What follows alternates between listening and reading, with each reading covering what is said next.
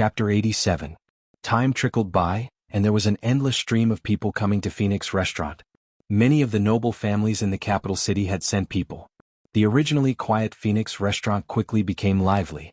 Everyone exchanged pleasantries with Chu Ning, but their gazes could not help but turn to Chu Luiyue. Some were curious, some were puzzled, and some were slightly fearful. To be able to make Second Master Yen of Zhenbao Pavilion so attentive, this girl's identity was definitely not ordinary. At least, with Zhenbao Pavilion backing her up, almost no one in the capital city would dare to provoke her openly. No wonder she dared to offend the crown prince and the Chu family so brazenly. With such a backing, it was not surprising. Of course, Chu Luiyue also noticed their gazes. She looked calm on the surface, but in fact she was even more puzzled. Who exactly was the head shopkeeper of Zhenbao Pavilion? Why did he help her, and what did he have that made these people so fearful? These people coming to Phoenix Restaurant today would inevitably offend the crown prince and the Chu family, but they still came. After all this was over, she would have to investigate properly. Chu Luiyue suppressed these thoughts and followed Chu Ning to greet everyone. Jianghu was also at the side, greeting everyone one by one. He looked even more attentive than the father and daughter. Although Chu Ning had been in the limelight for a while, he had been quiet for many years. Now that he had suddenly recovered, he still felt a little awkward. As the second in charge of Zhenbao Pavilion, Jianghu was best at interpersonal relationships. With him around, Chu Luiyue and Chu Ning felt much more relaxed. Seeing this scene, some people could not help but whisper. Second Master Yen has always been a respectable person. Even the princes and princesses have to give him some face. When have I ever seen him treat someone like this? Exactly. I heard that Zhenbao Pavilion was coming this morning, but I did not think much of it. I just thought that Chu Ning had spent a lot of effort to invite them. Who would have thought that? It was obviously Second Master Yen who rushed over. Sigh, don't you think that Second Master Yen seems to value Chu Luiyue a lot? Even a little cautious? Chu Luiyue would occasionally say a few words, and he would treat them especially seriously. Diske, could it be that Second Master Yen has taken a liking to this person? Shoo. Be careful of what you say. You guys are late, so you don't know. Just now, Second Master Yen said it himself. This is their big master's order. Strange, doesn't he already have a wife? Who knows what methods Chu Luiyue used? Anyway, with Zhenbao Pavilion, the crown prince and the Chu family wouldn't dare to do anything to her for the time being. In the future, I'm afraid there will be more good shows. Are you telling the truth? Xiangtian and the others are there? In the Lu family, everyone was shocked after hearing Lu Jitao's words. It can't be any more real. I originally thought that since Chu Luiyue had offended the crown prince and the Chu family, even if he booked the entire Phoenix Restaurant, no one would go. Who knew that not long after, more and more people would arrive? Especially since there were many people with high statuses among them. Didn't I come back immediately? Lu Jitao's heart trembled as he recalled those famous names. Even if it was a banquet for the princes and princesses, there might not be so many people attending. Everyone in the Lu family was silent. Lu Fian listened by the side and was disdainful. So what? No matter how powerful the O family is, they are still far from us. Apart from the royal family, aren't the four aristocratic families the most powerful in the capital? Other than Si Ting and Si Yang who went, the other three families didn't do anything. It's a waste for those people to go. The head of the Lu family, Lu Ming, pulled a long face. Stupid. Individually, they can't compare to the four aristocratic families. But together they can't be ignored. On account of Chu Ning's promotion to the commander-in-chief of the Imperial Guards, it's not enough for so many of them to go personally. There must be something fishy going on. Lu Fian was unhappy to be reprimanded. But seeing Lu Ming's ugly expression, she didn't dare to rebut. I don't care if others go or not. Anyway, I'm not going. That Chu Luiyue ruined Minmin's face out of jealousy. If I go, she might ruin my face too. Lu Jitao, who was listening by the side, couldn't help but snort. Sister, I don't agree with this. Minmin is pretty, but Chu Luiyue is much prettier than her. How can she be jealous? I think Minmin must have done something to offend her. That's why she got herself into trouble. Fourth brother, what do you mean? Don't tell me you like that slut? Lu Fian widened her eyes and scolded angrily. Lu Jitao sneered secretly. Lu Fian often acted like a tyrant at home because she had been admitted to Tianlu Academy. She acted as if she couldn't offend anyone. He couldn't stand it. Am I not telling the truth? Besides, Chu Luiyue is now a genius that everyone envies. She has a commander-in-chief of the Imperial Guards as her father. I'm afraid there are many people who want to marry her. Minmin's reputation and face have been ruined. The crown prince won't be nice to her in the future. Sister, I advise you to stay away from her. Enough? Shut up. Lu Ming shouted sternly. Today all of you stay at home obediently. You're not allowed to go anywhere. I'm going to the crown prince's mansion. It wasn't easy for them to build a good relationship with the crown prince. At such a time they had to show their loyalty to the crown prince. No matter how powerful Zhenbao Pavilion was, they couldn't interfere with the imperial court. In country Yaoqin, the person who could sit on the throne had the final say. Mobile users, please browse for a better reading experience from Love Network. Chapter 88. Unlike the liveliness at Phoenix Restaurant, the atmosphere in Crown Prince Mansion today was exceptionally cold. Everyone in Crown Prince Mansion knew that the Crown Prince had been in a bad mood ever since Tianlu Academy's midterm examination ended. Everyone in the mansion was on tenterhooks, afraid that they would do something wrong and incur the Crown Prince's wrath. As usual, Rong Jin sat in the study and read the booklets. However, he was in a bad mood and could not read a single word. A beautiful girl's face kept appearing in his mind, and he could not get it out of his mind. 5 minutes passed and he read the booklets but did not approve a single word. In the end, he could only put the booklets down in frustration and rub his brows. Song Yuan, how's the Chu family doing? Song Yuan, who was carefully serving outside, heard the voice and bowed respectfully. Your Highness, Third Missy Chu is recuperating in bed. She doesn't seem to be doing well. Rong Jin looked up and glanced at him. Bah. He threw the booklets in his hands on the table, and his voice became colder. You know what I'm asking. Song Yuan's body trembled, and he hurriedly knelt on the floor. Your Highness, the Chu family sent news overnight. There are almost no restaurants in the imperial city that are willing to accept their banquet. Rong Jin closed his eyes and he finally felt better. So what if Chu Luiyue was a double genius? Without the support of her family background, she was isolated and helpless. She would know the consequences of going against him. When she was at her wit's end, she would definitely regret breaking off the engagement with him. I have a restaurant under my name. Send someone to tell her that if she's willing to beg for mercy, I can give her a way out and help her this once. Song Yuan did not move, but his expression became awkward. Your Highness, this Chu Luiyue's banquet has already been booked by a restaurant. Rong Jin froze.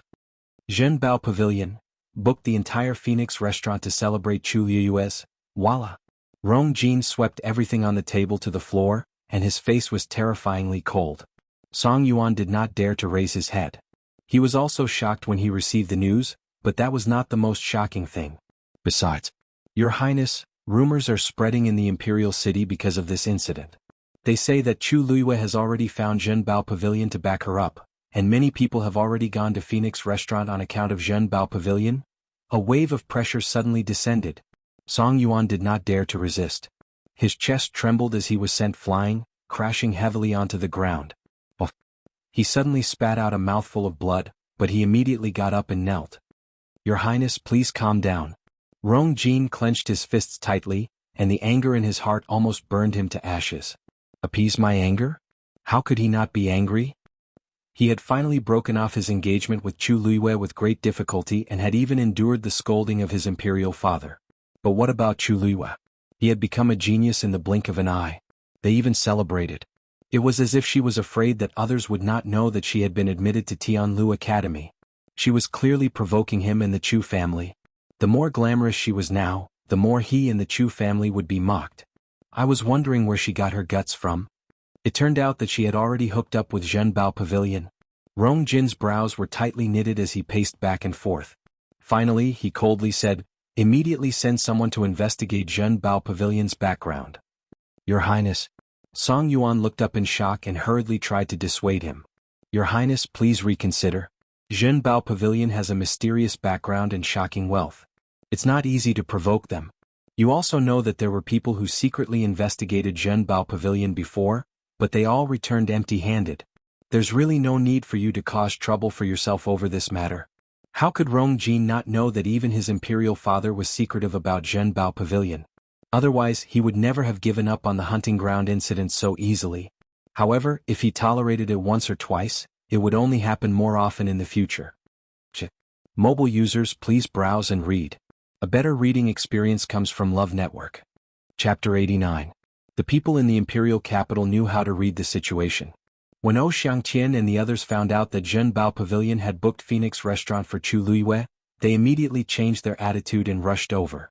When news of their arrival spread, many people who were originally neutral changed sides and came one after another. The Crown Prince and the Chu family were not to be trifled with, but Zhenbao Pavilion was even more so. Previously, the Crown Prince had suffered at Zhenbao Pavilion's hands but didn't do anything about it. As such, groups of people began to rush over from all over the imperial capital.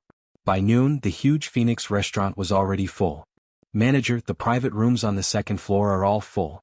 The main hall on the first floor is also full. However, there are still a dozen guests outside who haven't taken their seats. The servants of Phoenix restaurant were all so busy that their feet barely touched the ground. Although business was usually good, the second floor was rarely open to the public, so it wasn't this exaggerated. However, now that Chu Luiyue had booked the entire restaurant, the first and second floors were all full. It still wasn't enough. Su Hui also had a headache. He looked apologetically at Chu Ning and the others. Lord Chu Ning, Miss Luyu, Second Master Yen, what do you think we should do? Phoenix restaurant was an extremely high-end and elegant place. When had so many people ever come? Chu Ning was also worried. Everyone who comes is a guest. Moreover, their status is not ordinary. It won't be good if we neglect them. Manager Su, are there really no more seats? Su Hui sighed helplessly and smiled. Lord Chu Ning, there really are no more seats. We can't let the guests sit in the corridor in the middle of the lake, right? For a moment, everyone fell silent. Chu Luiyue looked at Yen Gu. Second Master Yen, you've invited too many people. Miss Luyu, don't misunderstand. Zhenbao Pavilion didn't invite those who came later. Yen Gu hurriedly waved his hands. Those who could be invited by him were all people of status. Among the people who came later, there were many whom he didn't think highly of. However, they came and they even had invitations. Lord Chu Ning, you've sent out too many invitations. Chu Ning coughed and clenched his fists. At first I thought that no one would come, so I sent out more. At that time he thought that everyone would come, but who would have thought that almost everyone would come? This time the venue was actually not enough. Chu Luiyue naturally knew what he was thinking. For a moment he didn't know whether to laugh or cry. She pondered for a moment and suddenly had a flash of inspiration. Lord Zhao, may I trouble you to make a trip? Zhao Ming, who was standing at the side, immediately said, Miss Luyu, what are your orders? Chu Luiyue took out an invitation card and handed it to him. Lord Zhao, please deliver this invitation card to the Chu clan. As soon as these words were spoken, the expressions of everyone present changed slightly. What are you planning to do? Chu Ning frowned. Today was a great day, so he didn't want to have anything to do with the Chu family. Zhao Ming hesitantly took the invitation. Miss Luyu, are you sure you want to do this? Chu Luiyue nodded. Miss Luyu, the space in Phoenix restaurant is already insufficient. Why are you still sending out invitations? And, to the Chu clan? Yen Gu couldn't understand her thoughts and couldn't help but ask. Chu Luiyue looked at the disapproving Chu Ning and smiled. Father, do you still remember the servant sent by the Chu clan this morning? Of course I remember. But why mention him? When they returned to Phoenix restaurant with Su, they had already sent that servant away. Have you forgotten? He said that if we don't have a place to hold the banquet, we can ask them for help. Doesn't the Chu clan have a few restaurants? Chu Ning slowly widened his eyes. You mean? Chu Luiyue tapped on the invitation card and curved her red lips. Their restaurant is not good enough. Naturally, we can't let our distinguished guests suffer there. However, we can let their people bring tables and chairs over. On the street outside the Phoenix restaurant, there are still quite a few tables. As for the tea, wine, and food, Phoenix restaurant will still provide them. At the same time, their people can also stay behind to help out so that we don't have a shortage of people. Isn't it killing many birds with one stone? Zhao Ming asked in a daze. Is this okay? Why can't it be okay? Didn't they say that they can give us a discount on account of our past relationship? Chu Luiyue smiled. Chu Luiyue can still afford this amount of money. His words left them dumbfounded and it took them a while to react. Yen Gu couldn't help but give her a thumbs up. Miss Luyu, you're really amazing. This was no longer a slap to the face, this was simply tearing down the Chu clan's face and trampling it on the ground. If this invitation card was sent to the Chu clan, they would probably vomit blood from anger. As expected of the person favored by the master, her methods were truly admirable. Chu Luiyue urged, Lord Zhao, I'll have to trouble you. Alright. This subordinate will go right away. Zhao Ming grinned and immediately headed to the Chu clan with the invitation card. Su Hui came back to his senses and cupped his hands. Ms. Luiyue, you're really smart. Shopkeeper Su is too kind. I hope you won't find us troublesome. How could I? Su Hui shook his head and sighed in his heart. The Chu clan must have had the misfortune of 8 lifetimes to have offended such a person. They originally thought that they could use the Chu clan's power to teach her a lesson, but who knew that they would kick an iron plate?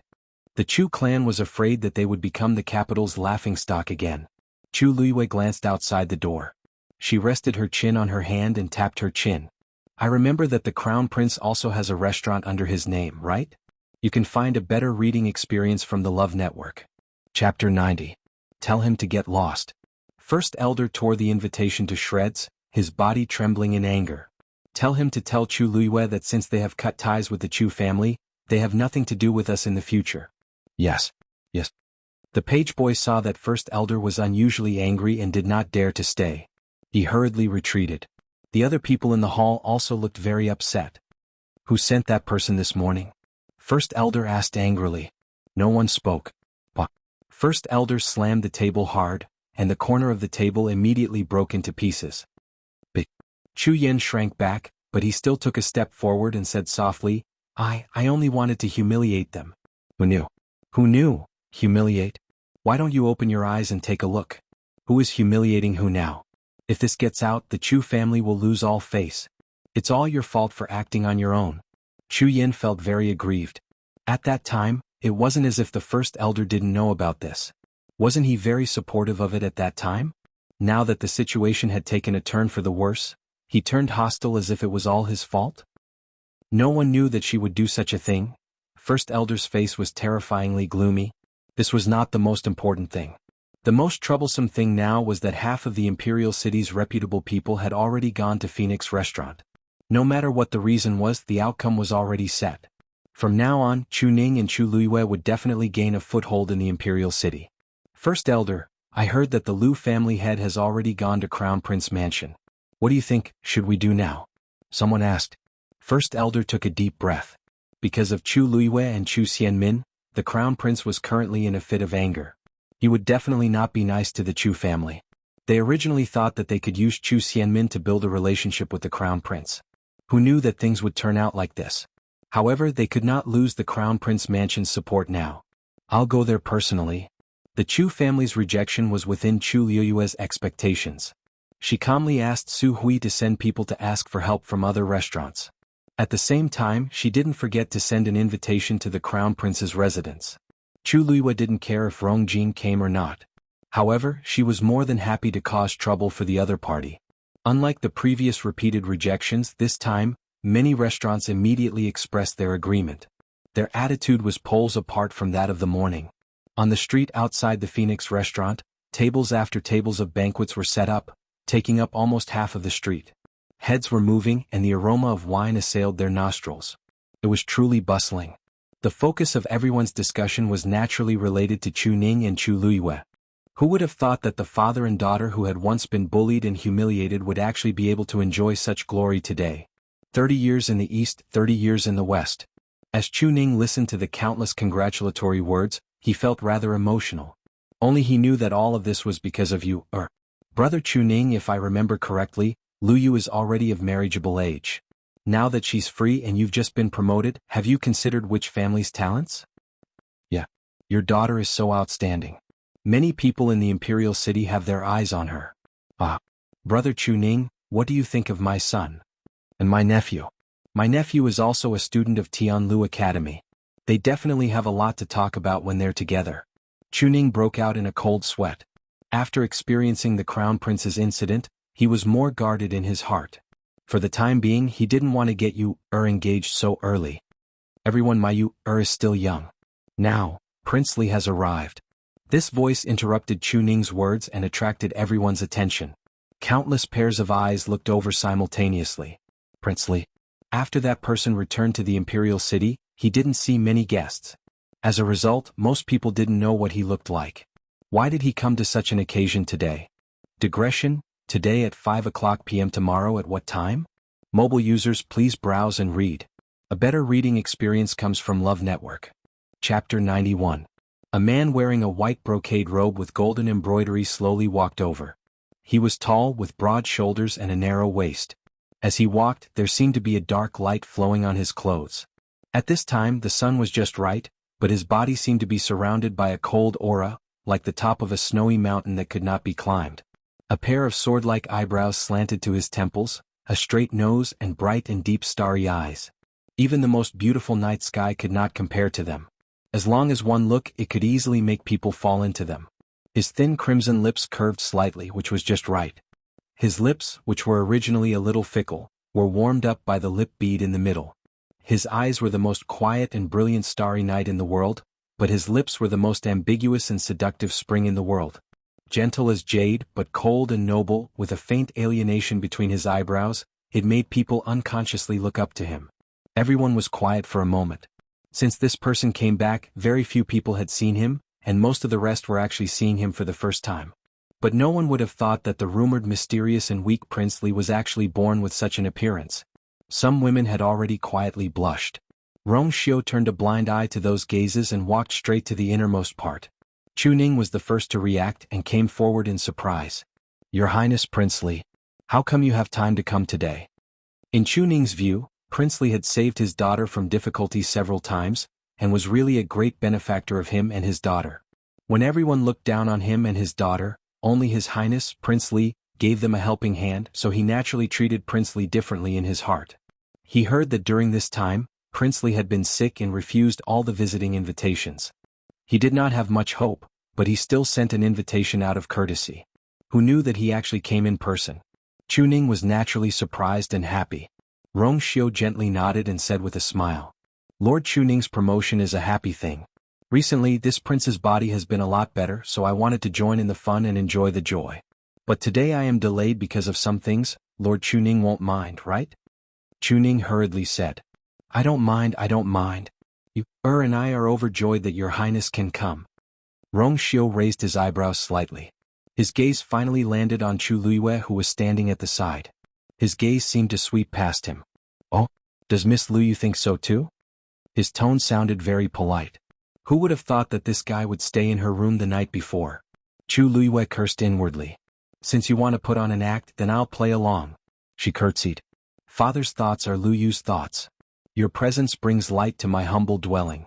Rong Xiu looked at her perfunctory manner, and his smile deepened. Everyone was shocked when they saw this scene. When did Prince Li get to know Chu Ning and his daughter? And it seemed like their relationship wasn't shallow. Otherwise, why would His Highness Prince Li turn down so many invitations and show up here today? This seventh prince was of noble status and represented the royal family. Although he was rarely in the capital in the past few years, he was conferred the title of Prince Li as soon as he returned. It was clear that His Majesty liked him. When did Chu Ning get to know him? "Your Highness, please come in." Although there were many people here today, no one had a higher status than Prince Li. Thus, he naturally sat at the head of the table. In other words, he sat at the same table as Chu Ning and Chu Luiyue. Jianghu was also seated at the same table. "Your Highness, please take a seat." "Lord Chu Ning, you don't have to be so polite. I'll do as you say." Chu Ning respected Rong Xiu very much, but Rong Xiu didn't put on airs. This made Chu Ning admire him even more. Chu Luiyue couldn't help but purse her lips when she saw him and Chu Ning chatting happily. Her father was completely deceived by Rong Xiu's appearance. Why aren't you pouring tea for His Highness? His Highness has helped us a few times and we haven't thanked him properly yet," Chu Ning said. Chu Luiyue had an idea. She reached out her hand and avoided the teapot. Instead, she picked up the wine jug beside it. The clear wine drew a line in the air and flowed into the wine cup. The clear bamboo leaf fragrance wafted into her nose. "This is the best green bamboo leaf. Your Highness can try it. I'm sure you'll like it." Chu Ning was stunned. She stopped her in disapproval. His Highness has just recovered. How can he drink wine?" Chu Luiyue blinked and looked at Rong Xiu. "Your Highness, I saw that you were wearing thin clothes today. I was afraid that you would catch a cold, so I specially poured wine for you to warm your body. You don't like it?" Rong Xiu looked at her bright eyes. Obviously she did it on purpose. "I really can't drink too much wine."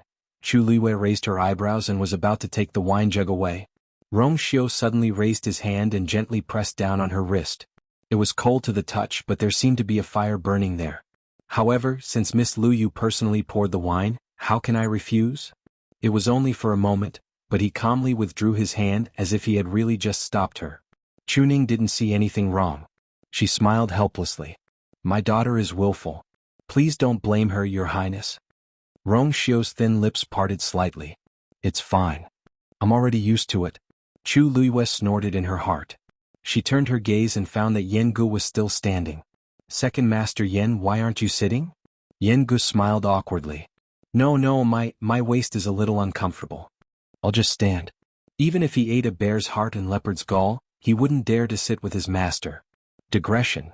It's updated irregularly during the day. You can read it together later. Mobile users, please browse and read. A better reading experience comes from AI Network. Chapter 92. Rong Xiu glanced at him with a half-smile. Second Master Yen, have a seat. Yenji's legs turned to jelly and he almost couldn't stand. Cold sweat broke out on his back. It was fine if others called him that, but this person also called him that. He was going to die. This is not appropriate. Yengu forced a smile. Your Highness is of noble status. I should. Miss Luyu asked you to sit. Don't stand on ceremony. Rong Xiu retracted his gaze. Yengu knew that it would be unreasonable to refuse again. He could only agree as he sat down with trepidation. Hey. Chu Luiyue looked at him strangely. Yenji's behavior today was really strange. Even if Rong Xiu was of noble status, he really didn't need to behave like this given Zhenbao Pavilion's status in the imperial capital. A vague thought flashed across her mind. But when she wanted to think about it carefully, a hand suddenly reached out from the side and took away the wine cup in front of her. Young lady, just drink tea. As Rong Xiu spoke, he had already changed a new cup and poured her a cup of tea.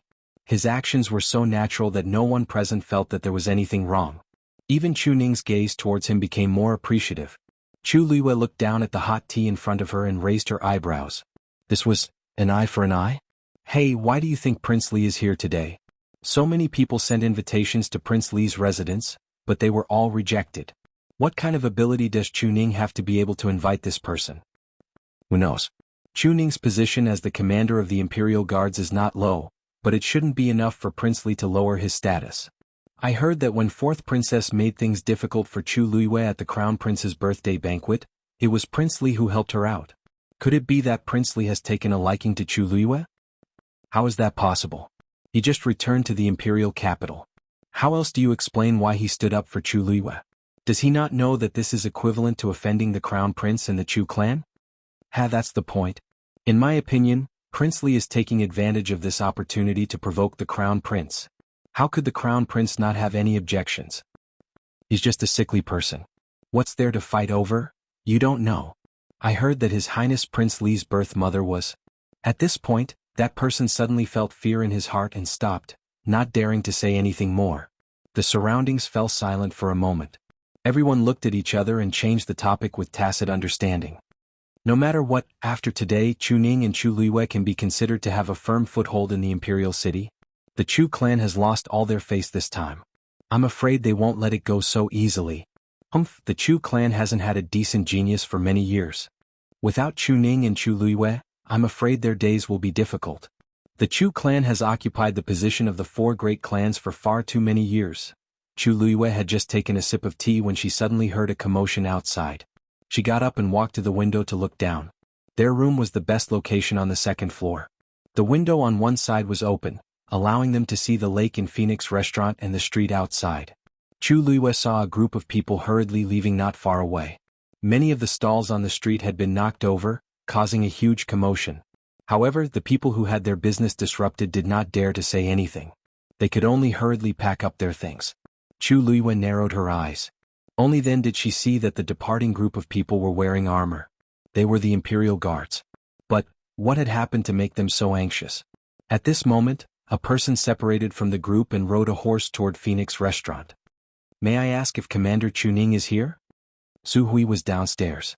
When he saw this, he knew that something had happened and did not dare to delay. Lord Chu Ning is indeed here. This one is the captain of the 7th Imperial Guard team, Ji Qingfeng. I request an audience with the commander. That person looked to be in his late 20s. His handsome face carried obvious anxiety. Lord Ji, please wait a moment. This one will report this. Lord Ji, please come up. Chu Luiyue said. Ji Qingfeng looked up, only to see a slender figure by the window on the second floor. He did not care about anything else and immediately dismounted and rushed up. Although Chu Ning had never seen this person before after he took office, he had a rough understanding of the situation in the Imperial Guards. Naturally, he knew the name Ji Qingfeng. "Greetings, Commander." Ji Qingfeng's expression was somewhat tense. He was about to bow when Chu Ning stopped him. "What happened?" Chu Ning frowned and asked. "Commander, the fourth princess went to the hunting ground this morning. We just received news that the fourth princess accidentally fell off a cliff." Chapter 93. What? Chu Ning was shocked.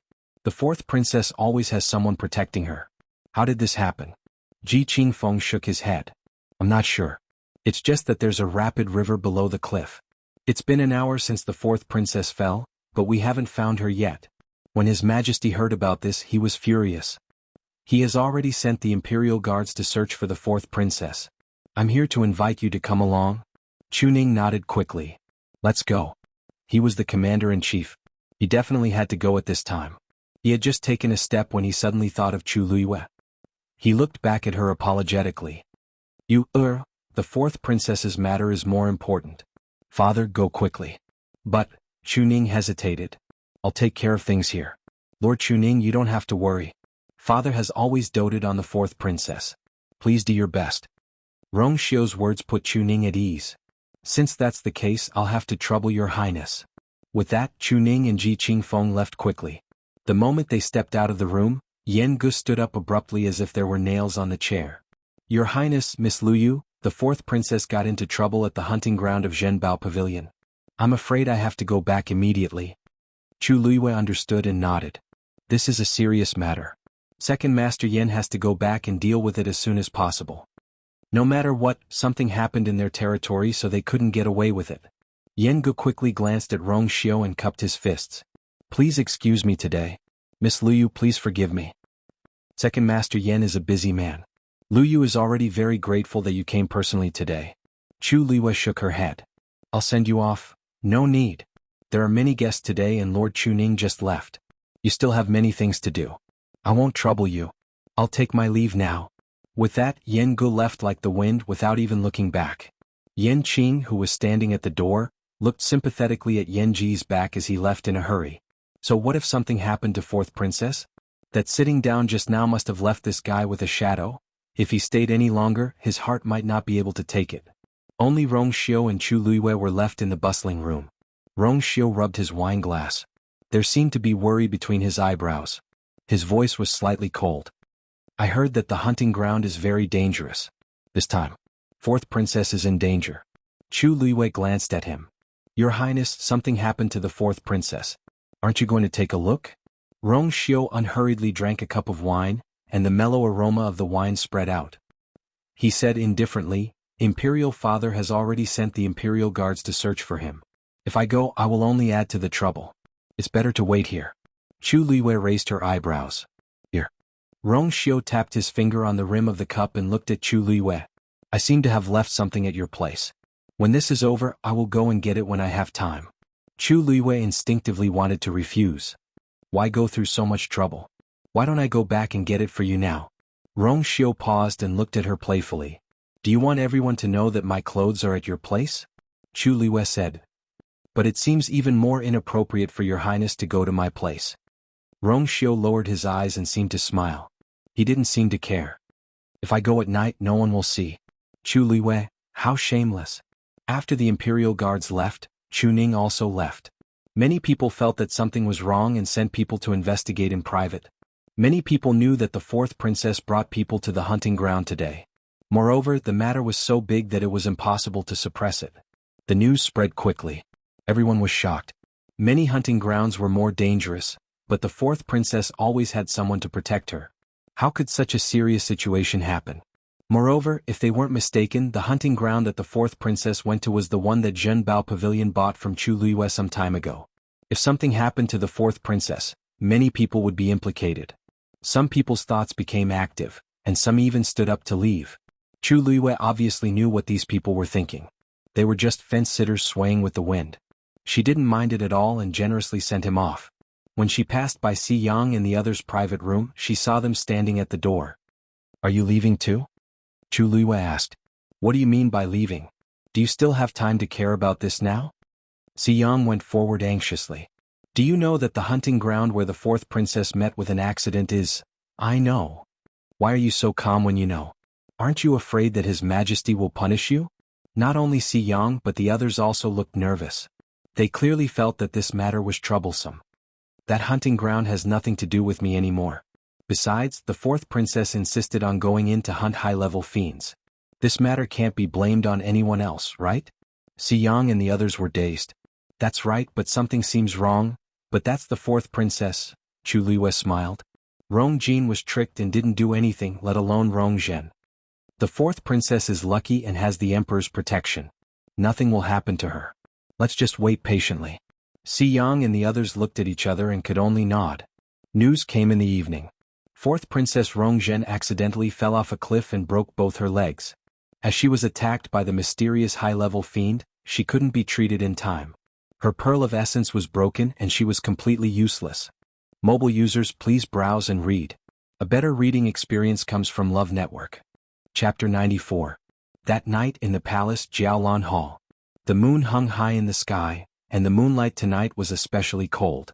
The atmosphere inside and outside Jiaolan Hall was heavy. The servants were even careful with their breathing, afraid that they would accidentally cause trouble for themselves. Their eyes were filled with panic and fear as they looked into the palace. The fourth princess had woken up 5 minutes ago. In this short period of time she had already ordered the deaths of 5 servants. If things went wrong, it might be her turn to suffer. An ear-piercing sound was heard, and it was obvious that something had been smashed. Everyone kept quiet out of fear. No one would be able to accept becoming a useless person overnight, let alone the fourth princess, who had always been pampered and proud. I don't believe it. I don't believe it. After such a long time, Rong Zhen's voice was hoarse, but her voice sounded even more pitiful. You must be lying. I'm very talented. How can I become a useless person? In the hall, Rong Zhen leaned against the bed. Her hair was messy and her expression was sinister and crazy. She looked like a lunatic. A few people knelt in front of her bed. The person in front had his head smashed by something and blood was dripping down. He looked very pathetic. Even though he was afraid, he could only bite the bullet and persuade her. Fourth princess, your pearl of essence has been shattered, and even your Yuan meridian has been damaged. It will be difficult for you to cultivate in the future. You bunch of useless things. So what if my pearl of essence is shattered? I can just condense it again. Rong Zhen suddenly interrupted him with a shrill voice. The few of them lowered their heads and kept quiet. Her pearl of essence had been shattered, and her body had suffered great damage. It was impossible for her to condense another pearl of essence. Celestial physician. Celestial physician. If you can't do it, a celestial physician can. Rong Zhen refused to give up and accept this outcome no matter what. Looking at the few of them who kept quiet, Rong Zhen gradually lost hope. Actually, how could she not know what was waiting for her? But, how could she accept it? Zhen, your body is still very weak. Why aren't you recuperating? Someone hurried in from outside. It was the Empress. Upon seeing her, Rong Zhen's tears immediately fell. Mother, you must help your daughter. The Empress quickly walked over. Seeing her most beloved daughter like this, she was so distressed that she wanted to die. She carefully held her in her arms. Zhen, don't worry. Mother has already gone to invite those people. No matter what, Mother will definitely think of a way to help you. It's just that, you were too careless this time. Rong Zhen wanted to get up, but there was a sharp pain in her leg. Only then did she remember that her leg was also broken, and she couldn't help but feel even more frustrated. She said angrily, Imperial Mother. It was all that bastard's fault. If it wasn't for it, her daughter wouldn't have ended up like this. And that hunting ground. Imperial Mother, didn't you just go to find Imperial Father? Did he agree to close down the hunting grounds immediately?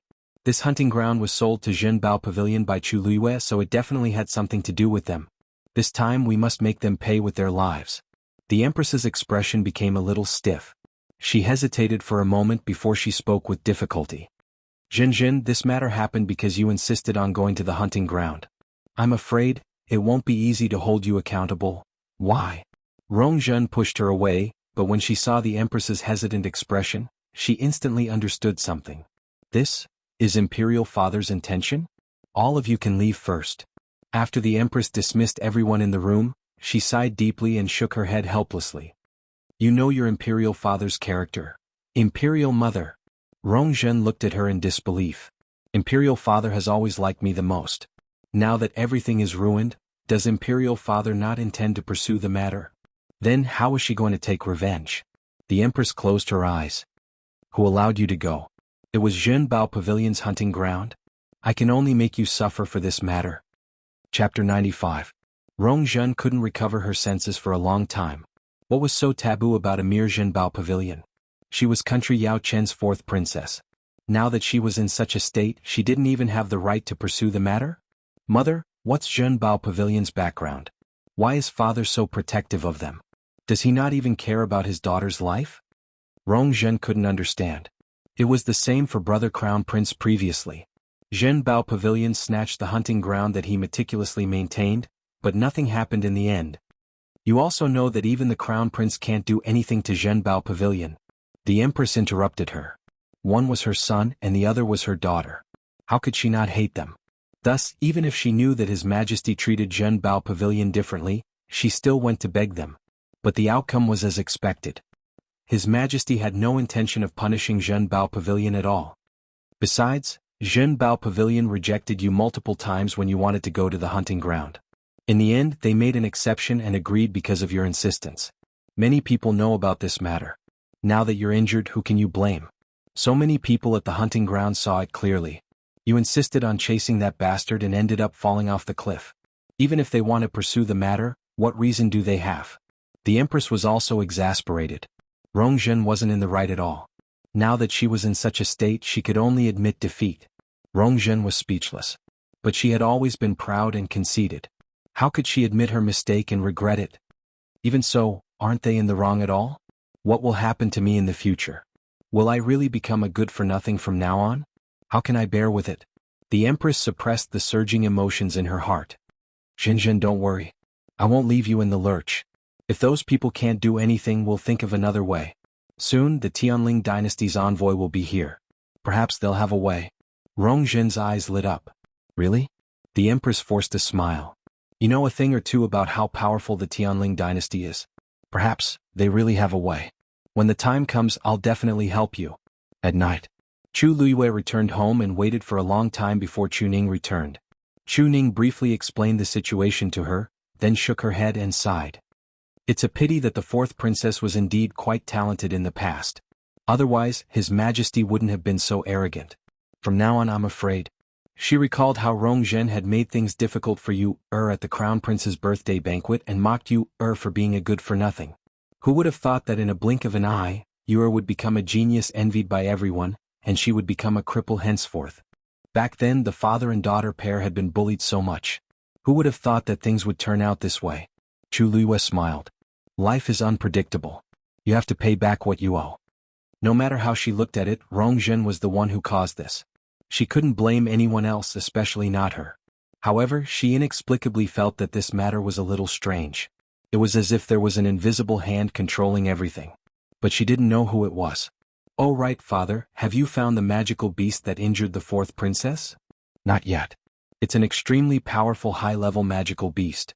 Even the people protecting the fourth princess weren't its match. They don't even seem to know what it is. Although His Majesty ordered a thorough investigation, it's probably going to be difficult. I'll be busy during this period, so you have to be careful. Chu Ning was a little hesitant as he spoke. We're in the limelight these 2 days, so those people won't do anything. But after this period, I'm afraid. I'll send people to protect you secretly. Those people were naturally referring to the Chu family and the Crown Prince's people. He didn't believe that they would let this matter rest. Chu Luiyue smiled until his eyes turned into crescents. Don't worry, father. After the banquet ends in 2 days, the academy will start classes again. You've just taken office and you're caught up with all these things.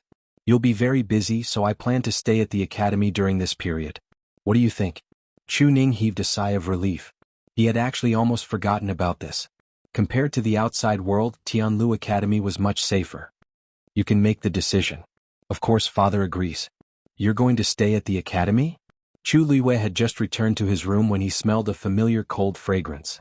He looked up and saw that it was indeed Rong Xiu. His deep gaze landed on her body. It was gentle but contained some kind of power. Chu Luiyue wasn't surprised by his arrival. This lord hid very well and she couldn't do anything to him now. However, if he wanted to come, couldn't she just leave? Chu Luiyue nodded, took out his black cloak from the cupboard, and handed it to him with a smile. She smiled and said, "So, your highness shouldn't come in the future.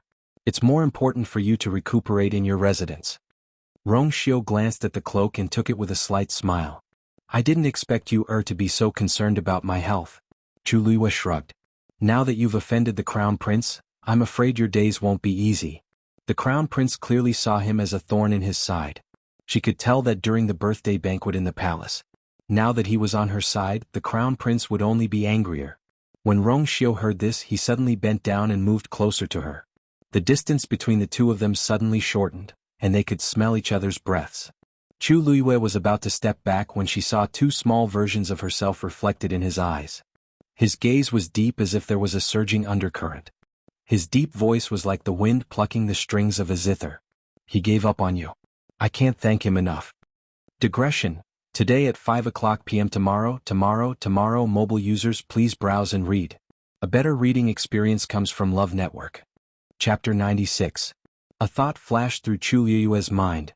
That day at the Crown Prince's birthday banquet, he did it on purpose. But why? "Your Highness, you," Chu Luiyue was about to ask clearly, but Rongxiu had already stood up. "You have been busy all day, so this king will not disturb you." He stiffly put on his cloak and turned to leave. The tall black figure quickly disappeared into the ink-like night. Chu Luiyue looked in the direction he disappeared for a while, then gently exhaled, her fingers curling. Just now when Rongxiu was so close to her, her heart suddenly beat faster. Logically speaking, she would never allow a person to offend her again and again, but she did not seem to be annoyed by Rongxiu's proximity. Faintly, she seemed to firmly believe that Rongxiu would not harm her. However, she herself did not know where this inexplicable trust came from. After experiencing the heart-wrenching betrayal in her previous life, she thought that she would never get close to anyone again. But whether it was Chu Ning or Rongxiu, they seemed to be able to make her gradually dispel the wariness in her heart. Chu Luiyue thought for a while but could not think of any reason, so she simply gave up. As usual, she sat cross-legged on the bed, continuing to cultivate and absorb the yuan qi of heaven and earth. After completing a cycle, she lay down to rest. For the next 2 days, the celebration at Phoenix Restaurant continued, but Rongxiu did not go again. This made those who wanted to use this opportunity to establish a relationship with Prince Li very disappointed. But his status was high and it was already very rare for him to come, so it was normal for him not to come again. Many people wanted to ask Chu Luiyue for some information, but they were all dismissed by Chu Luiyue with a few words. Everyone could only vaguely guess that perhaps Chu Ning and Prince Li had some relationship, but they could not find out the specifics. From their conversation, Chu Luiyue and Prince Li did not seem to be familiar with each other. This could also be guessed. With Prince Li's status, how could he have any relationship with Chu Luiyue? Even if she was admitted to Tianlu Academy and was a martial artist and mystic master double genius, there was still a huge gap between her and Prince Li without the support of an aristocratic family. On the other hand, Chu Ning, the new Imperial Guard's commander, was the emperor's trusted aide, so he was worth interacting with. But these 2 days, Chu Ning had been busy with the fourth princess's matter and did not appear at Phoenix Restaurant, which made many people feel regretful. With these few things stacked together, the crowd's attention on Chu Luiyue lessened significantly. Xiu xiu xiu xiu xiu xiu xiu yu xiu xiu. It's xiu xiu xiu xiu xiu yu. No matter what, Chu Luiyue had Zhenbao Pavilion's support, so she was not to be trifled with. Xiu xiu xiu xiu yu yu xiu xiu xiu was school xiu xiu day. Many people had already arrived at the entrance of the academy, making it much livelier. Chu Luiyue alighted from the carriage and immediately attracted many people's attention. The originally noisy entrance immediately quieted down. Countless pairs of eyes looked over with different expressions. "Little Luyu, you're finally here." Following this excited voice, a person walked quickly toward Chu Luiyue. It was Bai Chen. "Teacher Bai Chen." Chu Luiyue greeted him. Bai Chen looked at her happily. "I've been waiting for you for a while. Why are you only here now?" "I'm staying in the academy and have many things to pack, so I'm a little late," Chu Luiyue explained. Bai Chen chuckled. "Your residence has already been arranged. Just follow me." Chu Luiyue nodded. "Thank you for your trouble, Teacher Bai Chen." "No trouble at all. You're now a popular figure in the academy. Many people want to snatch this opportunity, but they can't beat me, hee. Chu Luiyue's talent was obvious to everyone. After she chose to cultivate as a mystic cultivator, she had yet to choose a teacher. The mystic cultivator teachers were all very excited. Who wouldn't want such a talented disciple? Today was Chu Liuyue's first day of school. They naturally couldn't miss such a great opportunity to get close to her. Although Bai Qin didn't have much hope for himself, he liked Chu Liyue from the bottom of his heart, so he was happy to come. Is this your luggage in the carriage? Yes. It's all daily necessities. Then I'll find someone to help you. Before Bai Qin could finish speaking, a mocking female voice suddenly sounded from the side. Where did this lousy carriage come from? It actually dares to stop at the academy's entrance? This voice was somewhat familiar. Chu Liyue's eyes turned and saw a familiar face. Lu Fian. She stood in the distance and covered her nose as she looked at Chu Liyue's carriage in disgust. She didn't hide her disdain at all. Is this carriage made of rotten wood? Why does it have a moldy smell? Her gaze swept over Chu Liyue and she sneered. She deliberately raised her voice and said to the people around her, Look, that horse's fur is of a mixed color. It's obvious that it's an inferior breed. Why would any respectable daughter of an aristocratic family use this kind of carriage? The other women behind her also echoed her words. Yener, she's no longer a daughter of an aristocratic family. Of course she can't compare to us. That's right. So what if she's a genius? Isn't she still poor? What a joke. Bai Qin's face darkened. He was about to flare up when Chu Liyue stopped him. Teacher Bai Qin, I know that carriages can't enter the academy, but I brought a little too many things. Can you call a few people to help? Bai Qin was stunned. Of course. Chu Liyue looked at Lu Fian and the others, who were laughing together, and smiled. Then I'll leave it to you guys. A better reading experience came from the Love Network. Chapter 97. Lu Fian's smile froze on her face. Who do you think you are? How dare you order me around? Chu Liyue had already left the Chu family and was nothing.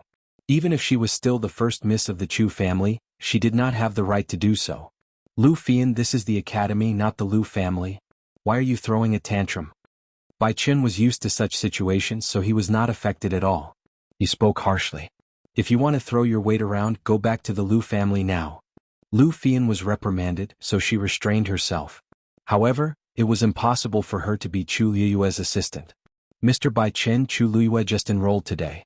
Although she's in the same batch as us, it's not up to us to do these things, right? Bai Qin sneered.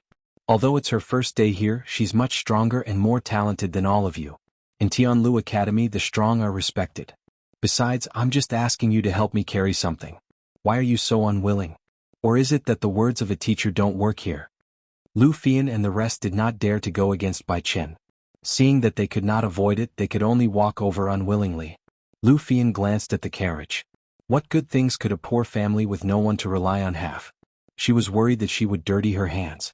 Chu Liyue walked over and took out a black carved wooden box. A faint fragrance filled the air. Bai Qin took a deep breath and felt the fragrance instantly fill his internal organs, making him feel comfortable all over. His eyes lit up. This is a green plum tree? Mr. Bai Qin, you have good eyesight. Lu Fian frowned when she heard, green plum tree. Actually, when Chu Liyue took out the wooden box, she had smelled the faint plum blossom fragrance. She guessed that it might be a green plum tree, but she did not want to believe it. This tree was extremely precious and only grew in extremely cold places. It grew an inch every 3 years and it would only bloom after 100 years. Ordinary people might not even see it once in their lifetime, let alone own it.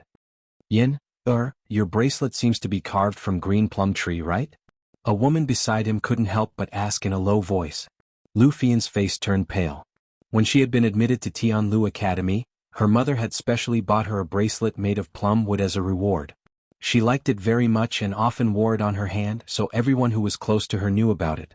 This bracelet had attracted the envy of many people. But now, Chu Liyue actually took out a wooden box carved from green plum wood? Just the material alone was several times more expensive than the bracelet. Her wooden box must have cost a lot, right? Another woman murmured. What do you know? There were also good and bad plum trees. Don't be fooled by the size of this wooden box. It might just be made from some cheap leftover materials. Lu Fian said snappily. Chu Liyue raised his eyebrows. So Miss Lu has seen the green plum wood before. Then I'm relieved. You can take this thing.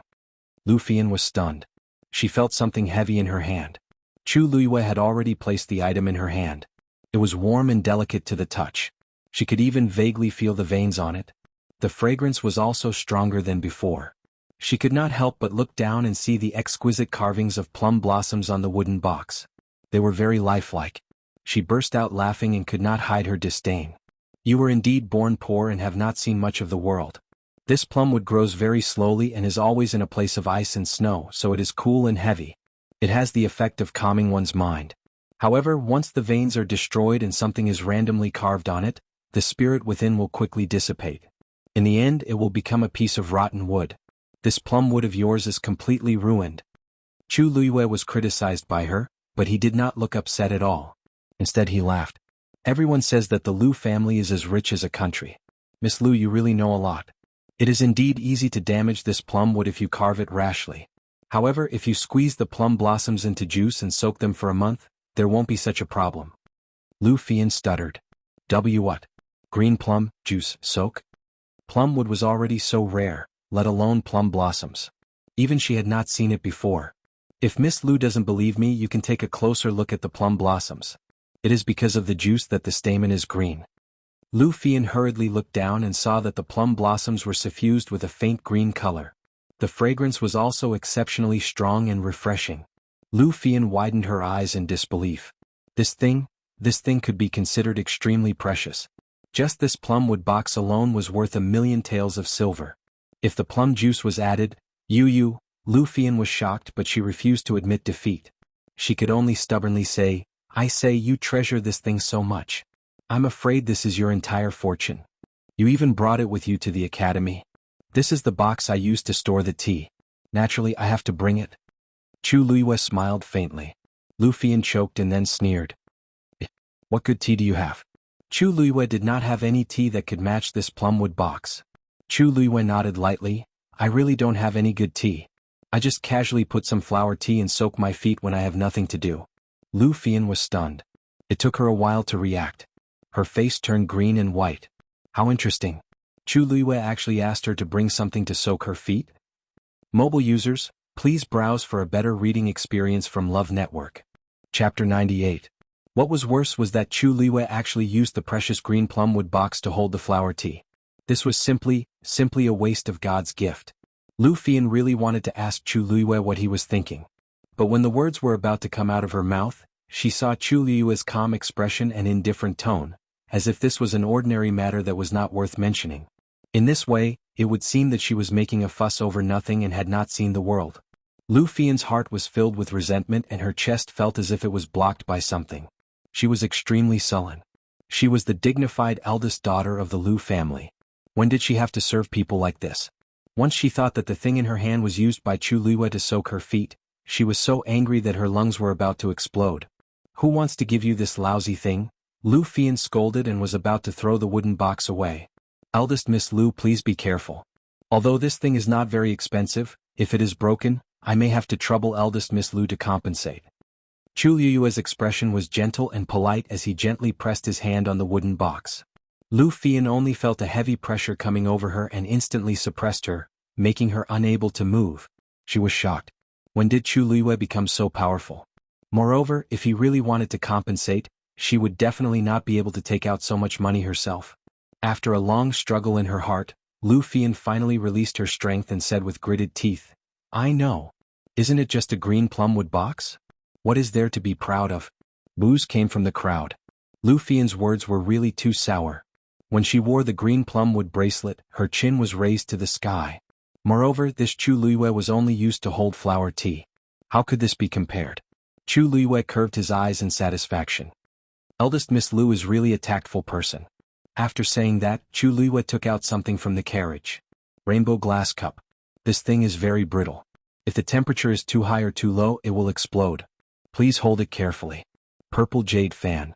It's the middle of summer now and the weather is very hot. It's good for fanning. Oh, this inkstone is made of gold thread. You can't touch it directly with your hands. You have to use a silver thread pad to hold it.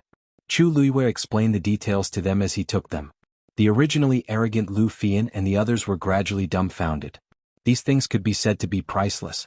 There were even some that they had only heard of but had never seen before. Looking at those things, Lu Fian, who was originally filled with resentment and unwillingness, became even more unsightly. She had originally thought that the green plumwood box was the only thing Chu Luiyue could bring out, but now it seemed that this was clearly not the case. Lu Fian recalled how she had mocked Chu Luiyue, saying that she came from a poor family. She felt suffocated and her face was burning. How he wished he could find a hole to crawl into right now.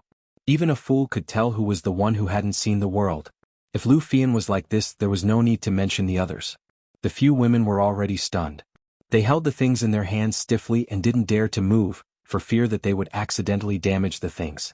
They couldn't afford to pay for it. The surrounding crowd, who had been waiting to watch a show, was also stunned. This Chu Luiyue, wasn't she too generous? Didn't they say that she and Chu Ning had completely severed ties with the Chu family? Logically speaking, their lives should be quite tense, but now, it seemed that they were better off than most of the aristocratic family's descendants. Even Bai Chen couldn't help but take a few glances at those things. He smacked his lips. I really couldn't tell that little Lu Yu had so many good things.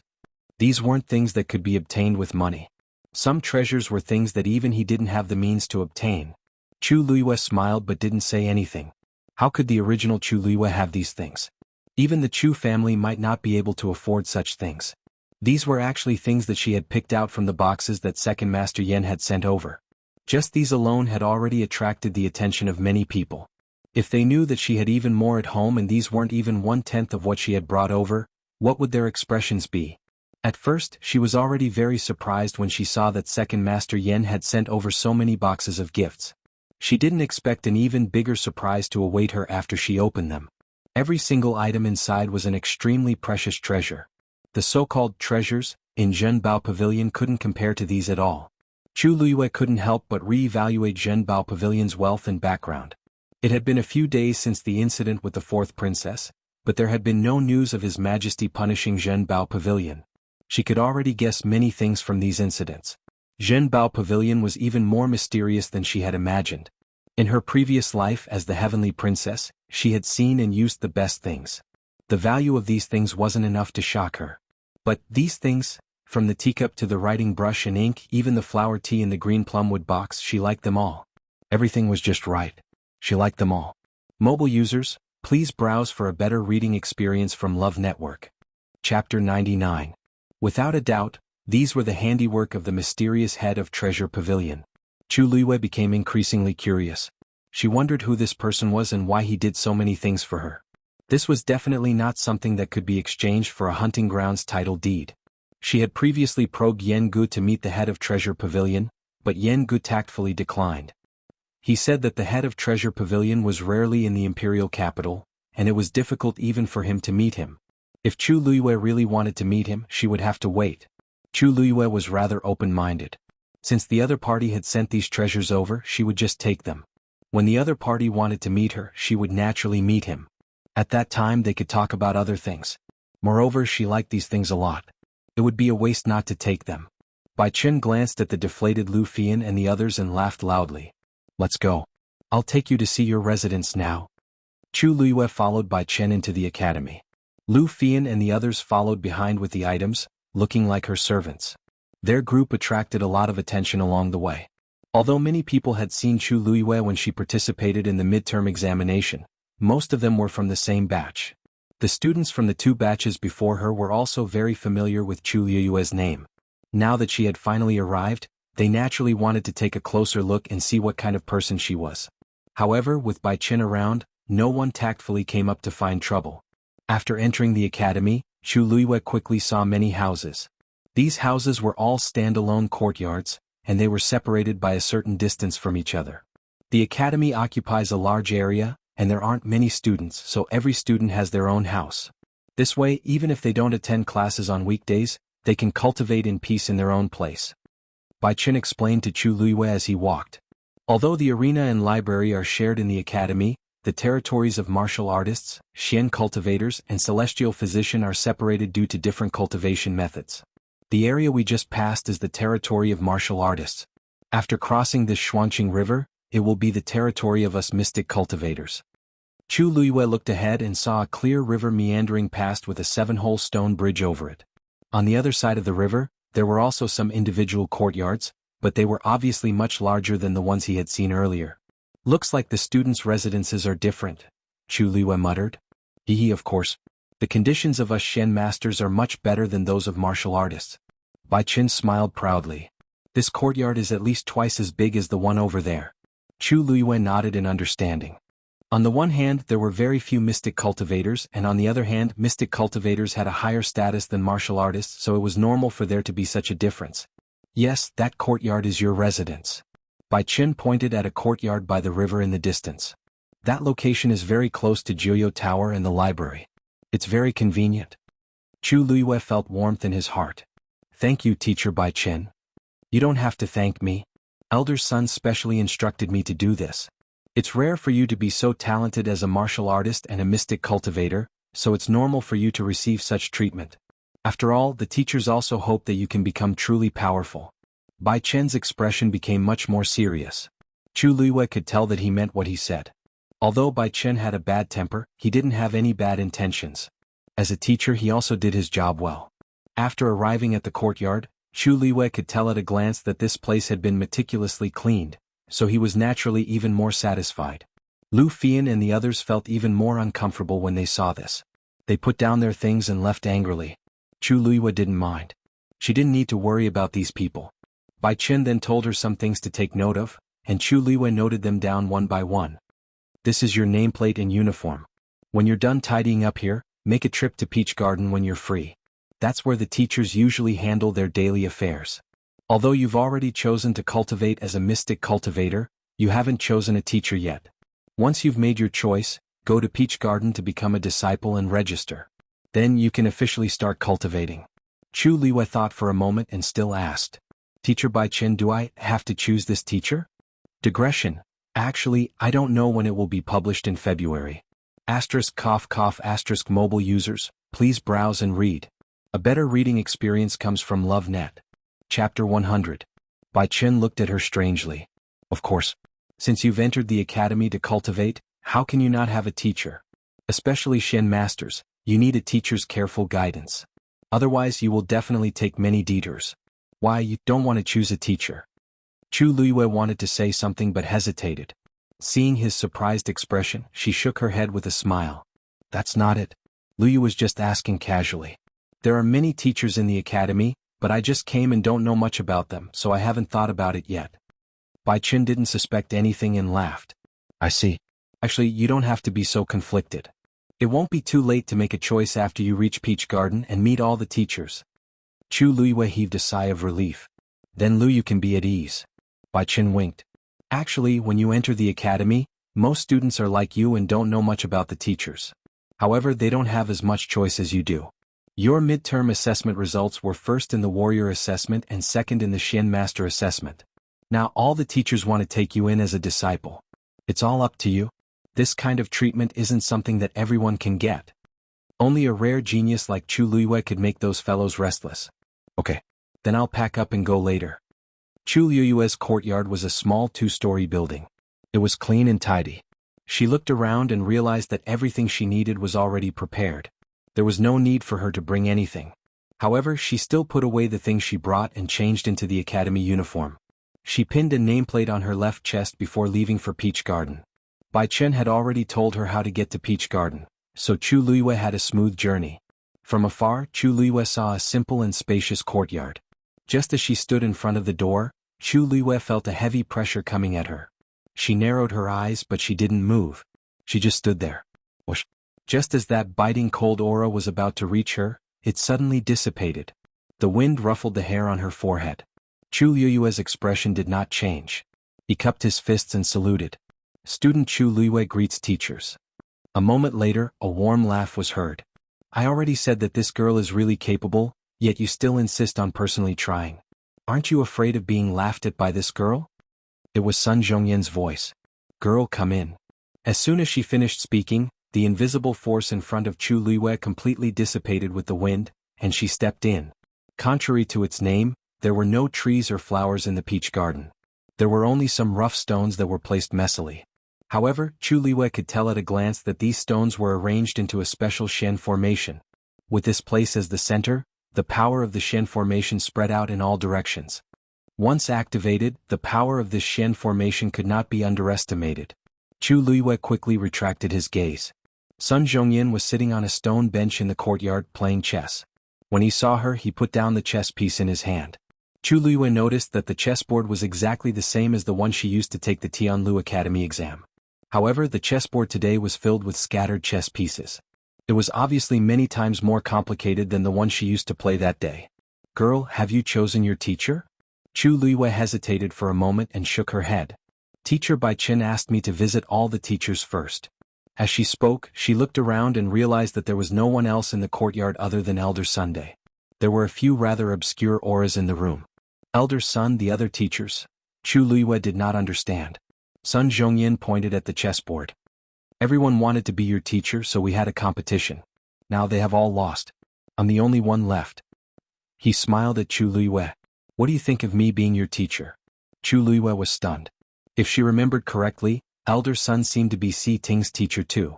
Just as she was hesitating, a gray figure suddenly rushed over from afar. A deep voice exploded in the sky above the peach garden like thunder. I don't agree.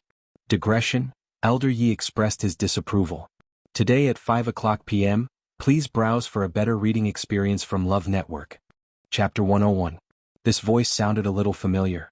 Chu Luiyue was thinking when she saw that figure rushing in front of Sun Zhongyin. His figure was a little stooped, and he was wearing a tattered cotton shirt. Who else could it be but Elder Yi? But why was he here? Sun Zhongyin was even more shocked than Chu Luiyue. Uncle Master. Why are you here? Uncle Master? Chu Luiyue was a little surprised. She had long guessed that Elder Ye's identity was not ordinary, but she did not expect him to be Sun Zhongyin's Uncle Master. Wasn't his seniority a little too high? Elder Yi panted and stared at Sun Zhongyin with wide eyes. Sun Zhongyin felt a little guilty under his gaze. Uncle Master, what's wrong? What's wrong? You still dare to ask me what's wrong? As Elder Yi spoke, he actually slapped him. You brat, how dare you snatch someone from your Uncle Master? You've grown bold. Sun Zhongyin did not dare to retaliate and could only cover his head. Uncle Master. Uncle Master. Why are you hitting me? Even if I ate a bear's heart and leopard's gall, I wouldn't dare to snatch someone from you. Seeing Sun Zhongyin, who was highly respected in the academy, being chased and beaten up, Chu Luiyue's mood suddenly became a little strange. She coughed and looked away. Uncle Master, if you want to hit me, you have to tell me clearly. Who exactly did I snatch from you? Sun Zhongyin shouted aggrievedly. Uncle Master did not show up all year round. Why did he hit people the moment he came? Elder Yi finally stopped and pointed at Chu Luiyue with a huff. The courtyard fell silent for a moment. Chu Luiyue keenly sensed that the concealed auras that were previously hidden fluctuated at almost the same time. Clearly, everyone was a little shocked by Elder Ye's words. Sun Zhongyin was stunned for a while. This Uncle Master, you want to take Chu Luiyue in as your disciple? But, you're a celestial physician. Chu Luiyue's talent as a warrior and a Xian master was indeed indisputable, but as a celestial physician, she did not seem to be satisfactory. Sun Zhongyin glanced at Chu Luiyue and could not help but persuade her. Uncle Master, did you hear that this girl entered the academy because she passed all 3 examinations? You may not be aware, but she is much more than a celestial physician. And you? For this reason, why hadn't Martial Uncle accepted a single disciple for so many years? There? What do you know? Mr. Yi interrupted him impatiently. Chu Luiyue sighed in her heart. She had wanted to choose a teacher in a low-key manner and begin her cultivation in the academy. Now it seemed impossible. She did not expect Elder Yi to have such a relationship with Tianlu Academy. Moreover, he had rushed out at this time. This girl has been my disciple for a long time. You want to snatch her away now? Dream on. Elder Yi was still brooding. He looked at Sun Zhongyin as if he was looking at a thief. He walked to Chu Luiyue. Girl, these old fogies are all very bad. You can't be fooled by them. Chu Luiyue was speechless. Is it okay for you to be so direct? Elder Yi looked aggrieved as he spoke. Girl, why didn't you tell me you were coming to the academy? Do you really want to find someone else to be your master? Chu Luiyue smiled helplessly. Master, you misunderstood. I was in seclusion for a few days. I went to the Chu family to look for you as soon as I came out. Who knew that I could not find you? I asked around and found out that such a big thing had happened. If I had been a little later, wouldn't you have become this bastard's disciple? Sun Zhongyin, who was being scolded, did not care about being aggrieved or defending himself. The conversation between Elder Yi and Chu Luiyue contained too much information, and he could not react in time. Chu Luiyue paused and did not say anything. If she had known that Elder Yi was from Tianlu Academy, she would not have gone through so much trouble. However, when she thought about how Elder Yi had hurriedly looked for her, she was not completely unaffected. Elder Yi looked at the girl in front of him. Actually, he did not have enough time to dote on her. How could he bear to scold her? His voice softened as he patted Chu Liyue's arm. Luckily I came quickly. You can't do this in the future. Chu Liyue responded with a bright smile. Yes, master. While the master and disciple were overjoyed, Sun Zhongyan and the other teachers in the room were all dumbfounded. Seeing that Elder Yi was about to take her away, Sun Zhongyan finally could not help but step forward and ask, Elder Yi, you really accepted this girl as your disciple? Elder Yi glanced at him. Didn't you hear her call me master? Sun Zhongyan choked. But her talent as Elder Yi spoke, Chu Liyue gently tugged at the corner of his shirt. Elder Ye's heart skipped a beat. He glanced at Chu Liyue and guessed what she was thinking. It seemed like this girl did not want to expose herself. That's right. If she really exposed everything, it would be too eye-catching. Elder Yi coughed. Anyway, she passed the Celestial Physician exam and we hit it off very well. We have already gone through the ceremony. Whatever you say is useless. He looked like he had made up his mind. Sun Zhongyan felt that it was a pity. Chu Liyue did not have any potential as a celestial physician. Even if she became his disciple, her future was bleak. Master, I'm actually very interested in Xian formations. I came to the academy this time to learn a thing or two. Chu Liyue's words worried Elder Yi. You really want to be this brat's disciple? Chu Liyue held back her laughter and shook her head. Since I already have a master, it's naturally not good for me to take someone else as my master. This disciple wants to cultivate as a Xian master on her own. Can you agree? On your own? Sun Zhongyan felt that this was unacceptable. Girl, you have to think carefully. If you don't have a teacher to guide you seriously, the path of a Xian master won't be easy. Chu Liyue nodded insistently. Thank you, elder son, but I've already made up my mind. Master, you don't have any objections, right? Elder Yi wanted to say something but stopped. Actually, he had already vaguely guessed that perhaps Chu Liyue really did not need a Xian master teacher. Just like her cultivation as a celestial physician, her realm was unfathomable, and she was more than qualified to be his teacher. Why would master stop you from doing whatever you want to do? This matter is settled. Elder Yi waved his hand. Bring me the registration list. Very quickly, someone walked out of the room and brought a thick booklet. A few words were written in gold on the cover. Tianlu Academy. Elder Yi placed his hand on the booklet and released it. The pages actually flipped by themselves. Chu Liyue stood at the side and could clearly see the names written on the pages. The students' names were all black, and the teachers' names were all red. The booklet flipped to the latest blank page and finally stopped. Elder Ye's expression froze. He stretched out his finger and wrote down a name on the page. Yi Zhiding. A dazzling golden glow shone brightly. His name was actually golden. Very quickly, Chu Liyue saw a line of words appear below his name. Tianlu Academy's 65th Director. Digression. Today, Mujiagang mobile phone users please browse and read. A better reading experience comes from Love Network. Chapter 102. Elder Yi is the Dean of Tianlu Academy? Chu Liyue looked at him in shock. This old man always wore torn cotton clothes and did not care about his appearance. If she did not see him with her own eyes, she would not have believed his true identity. Chu Liyue could not help but recall the previous few times they met. Elder Yi had shamelessly chased after her to watch her refine demons. Her feelings became even more complicated. After all this time, the person with the most authority in Tianlu Academy was right in front of her. Elder Ye's expression was serious, which was rare for him. His fingers continued moving. Another name appeared on the page of the book. Chu Liyue. Chu Liyue realized that her name was actually red. It was the same color as the teachers in the academy. Then, a small line of words appeared below her name. Cultivation, Celestial Physician, Xian Master, Martial Artist. Due to the limitations of their talents, normal students would only cultivate one skill. However, Chu Liyue was different. Elder Yi knew that her talents might be stronger than he had imagined. Thus, he simply wrote down all 3 skills for her. This would be much more convenient in the future.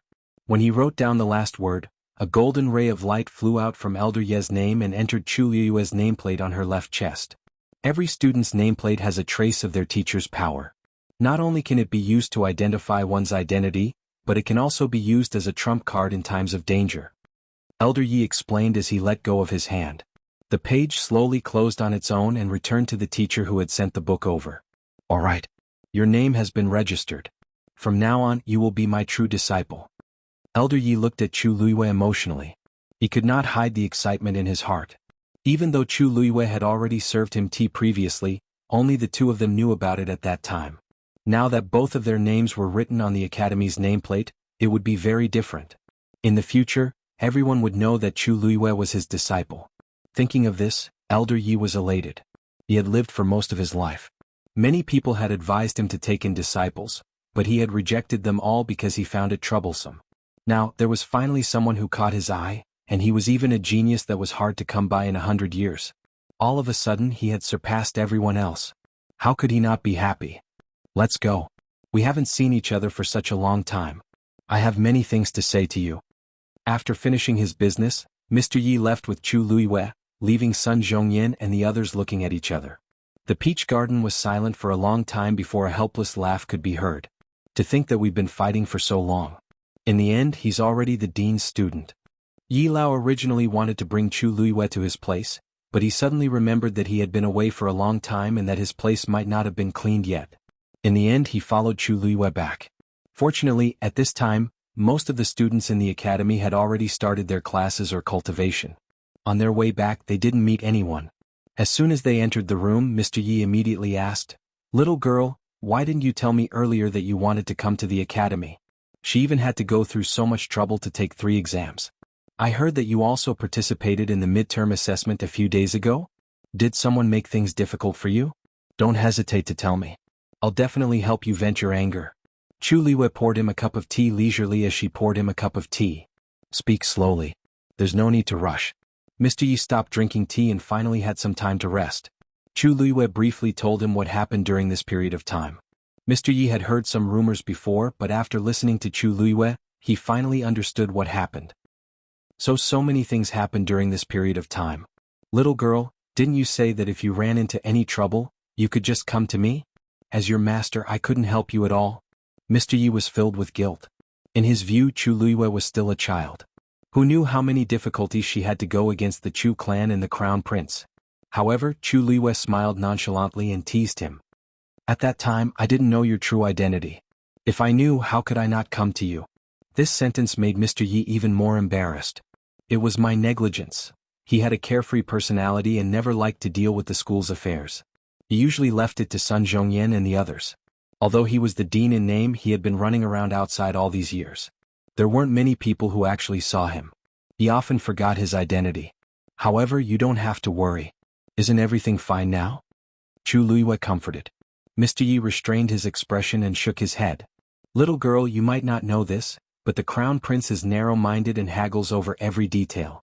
Now that you've humiliated him, he definitely won't let it go." Buzz. Before Mr. Yi could finish speaking, a buzzing sound came from outside. The two of them looked outside together but didn't see anything. However, Mr. Ye's expression didn't relax. Instead, his frown deepened. He immediately stood up. "Little girl, I have something to do and will leave first. I'll come to see you another day." With that, his feet moved and his figure quickly disappeared. Chu Luiyue looked in the direction he left and shifted her gaze. Not far away, the majestic Jianghu Tower stood quietly. That strange movement just now seemed to be coming from there. However, that movement was very weak. Ordinary people wouldn't be able to detect it. She could sense it because she was very sensitive to the changes in heaven and earth force. Although she hadn't regained the strength of her previous life, her senses were still there. If she remembered correctly, Tianlu Academy seemed to be under Jianghu Tower. Knock, knock, knock. A knock on the door interrupted Chu Luiyue's thoughts. "Who is it?" she asked as she went to open the door. A familiar face appeared outside the door. Chu Luiyue was a little surprised. "Si Ting? Why are you here?" Si Ting didn't seem to expect her to come so quickly. He was stunned for a moment but quickly recovered. "You've already chosen your teacher?" Chu Luiyue nodded. Si Ting paused but didn't ask her who she had chosen. "There's a meditation class this morning. Mr. Dongfang asked me to come and see if you're ready." "Meditation class?" Chu Luiyue was a little confused. Si Ting explained. Although most of the Shen Master's cultivation is done independently, there are common classes. This class is taught by Mr. Dongfang. Chu Luiyue then understood that Si Ting was here to ask her to go to class. She sized him up and couldn't help but tease him. "Mr. Dongfang actually sent you over for such a small matter?"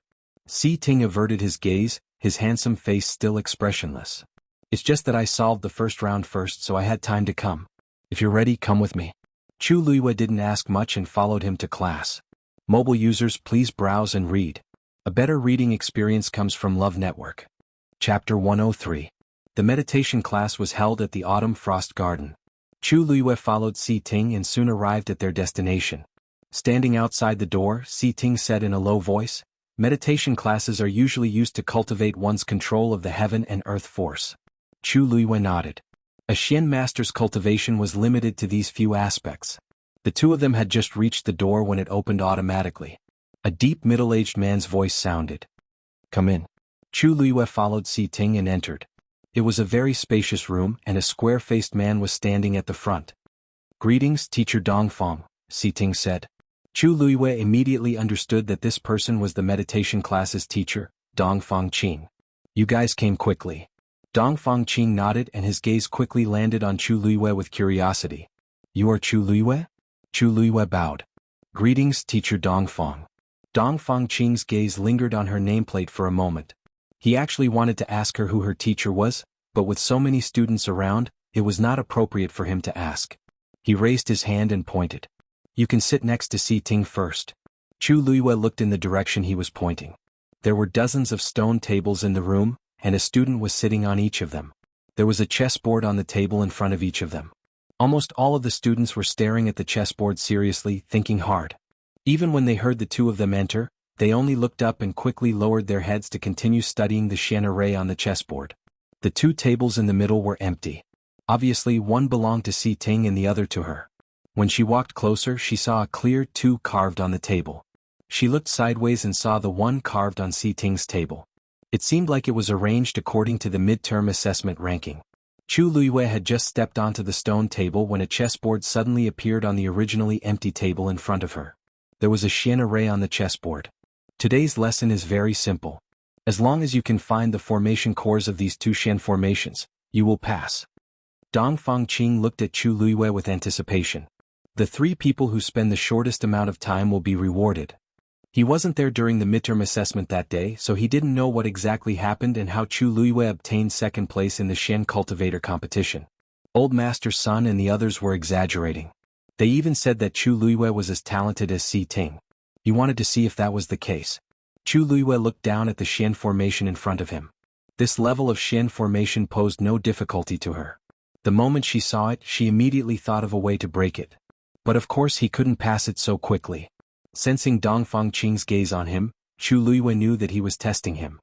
She looked at Si Ting and asked in a low voice, "Sighting? How long did you take for the first round?" Dongfang Qing's eyes lit up. Chu Luiyue wanted to challenge Si Ting? Si Ting looked at the calm expression on the girl's face and guessed what she was thinking. 1 hour. Chu Luiyue nodded thoughtfully. Based on Si Ting's age, it was already very good that he could reach this standard. Then try to be faster for the second round. I might be able to surpass you. Chu Luiyue blinked. If Si Ting could pass it faster, she would waste less time. Otherwise, it would be difficult to endure the few hours here. Si Ting looked at the sly look in her eyes and nodded after a moment of silence. "Okay. Why, Chu Luiyue, are you challenging Si Ting?" A girl's voice suddenly sounded from behind. Chu Luiyue turned around and saw that the person who spoke was a girl who looked about 15 or 16 years old. She looked beautiful, and her phoenix eyes were filled with undisguised pride and hostility as she looked at Chu Luiyue. Hostility? Chu Luiyue frowned slightly. She did not know this girl. Why was she treating her like this? "Gu Mingzhu, why are you so nosy? It's normal that Luyu wants to challenge my brother. After all, he came in second place. How can you, who came in fourth place, have the right to speak?" Si Yang, who was sitting behind Chu Luiyue, said impatiently. Hearing this name, Chu Luiyue immediately knew who this girl was. She was the second daughter of the Gu family, Gu Mingzhu. Because she was the daughter of the first wife and was a Xian master, she was very favored in the Gu family. Gu Mingzhu's face turned cold after being rebuked by Si Yang. "I'm just asking. Why are you so protective of her?" Si Yang snorted. "You know very well what you are thinking. If you want to challenge my brother, wait until you come in second place." Gu Mingzhu was so angry that her face turned pale. She gritted her teeth and said, "Who knows how she came in second place? What can someone who became a Xian master be capable of?" The cultivation of a Xian master was very particular. Even if one had good talent, without the correct and patient guidance of a teacher, one would not be able to achieve anything. Chu Luiyue had been living a life worse than a servant in the Chu family for the past few years. Now that she was in her teens, her talent as a Xian master was discovered. It was too late. The results from last time must be a coincidence. Si Yang's tone was a little harsh. What? Are you suspecting that elder son and the rest made a mistake? He came in third place. If Gu Mingzhu suspected that Chu Luiyue came in second place, wouldn't that mean that he was not capable enough? Gu Mingzhu did not dare to say anything else. The Si Yang had always been the most mischievous. She could not be bothered to argue with him. Gu Mingzhu looked at Si Ting, feeling wronged. However, the handsome young man did not even look at her. It was as if he did not care about what had just happened. Gu Mingzhu bit her lip. She felt even worse. Si Ting was a quiet and introverted person with an indifferent personality. She thought that he had always been like that. Therefore, even though she had been rejected time and time again, she still had a glimmer of hope. However, Chu Luiyue's appearance made her feel threatened. Since when had Si Ting ever cared about anyone else? However, when teacher Dongfang mentioned that he wanted to send someone to bring Chu Luiyue over, Si Ting actually took the initiative to speak up. Although Si Ting said that he had time to go because he had solved the first round, Gu Mingzhu did not think that way. When Chu Luiyue spoke to Si Ting just now, she could clearly feel that Si Ting's attitude towards her was different. This was a woman's intuition. Therefore this made Gu Mingzhu dislike Chu Luiyue even more. She placed one hand on the chessboard. Because she was using too much force, her knuckles turned pale. Chu Luiyue, do you dare to compete with me? If you lose, you have to give up your second place to me. If I lose, I will give you the dragon string array. How about that? The surrounding people were all shocked and raised their heads to look over. The dragon string array was a legendary 5th-level Xian array. Gu Mingzhu was indeed the second young mistress of the Gu family. She was so generous. No one would reject such a prize. However, unexpectedly, Chu Luiyue did not look excited at all. Instead, he shook his head and smiled kindly. Let's not. After all, I really don't like to bully others. Chapter 104. How could Gu Mingzhu not understand what Chu Luiyue meant? He was obviously looking down on her. She was so angry that she laughed. Chu Luiyue, don't tell me you're scared? Chu Luiyue shrugged. If you think so, then so be it. Gu Mingzhu choked. She did not expect Chu Luiyue to be so stubborn. She raised her voice in defiance. Then I'll add a Greenwood Xian formation. Do you agree or not? The room was in an uproar. Greenwood Xian formation. That was a Xian formation that would not lose to the dragon string formation. Gu Mingzhu was willing to take out 2 level 5 Xian formations just to compete with Chu Luiyue. She was really putting in a lot of effort.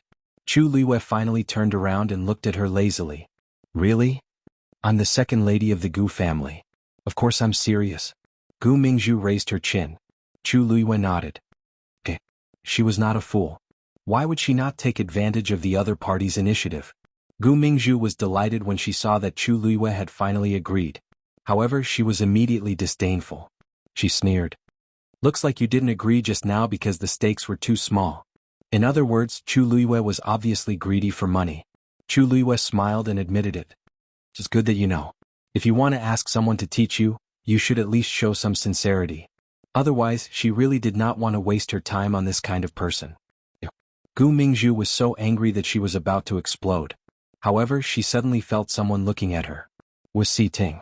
Gu Mingzhu suppressed the anger in her heart and returned to her usual cold and arrogant attitude. Then let's use the 2 Xian formations that Mr. Dongfang set up as a competition. Whoever solves them first will win. Gu Mingzhu, how dare you say that?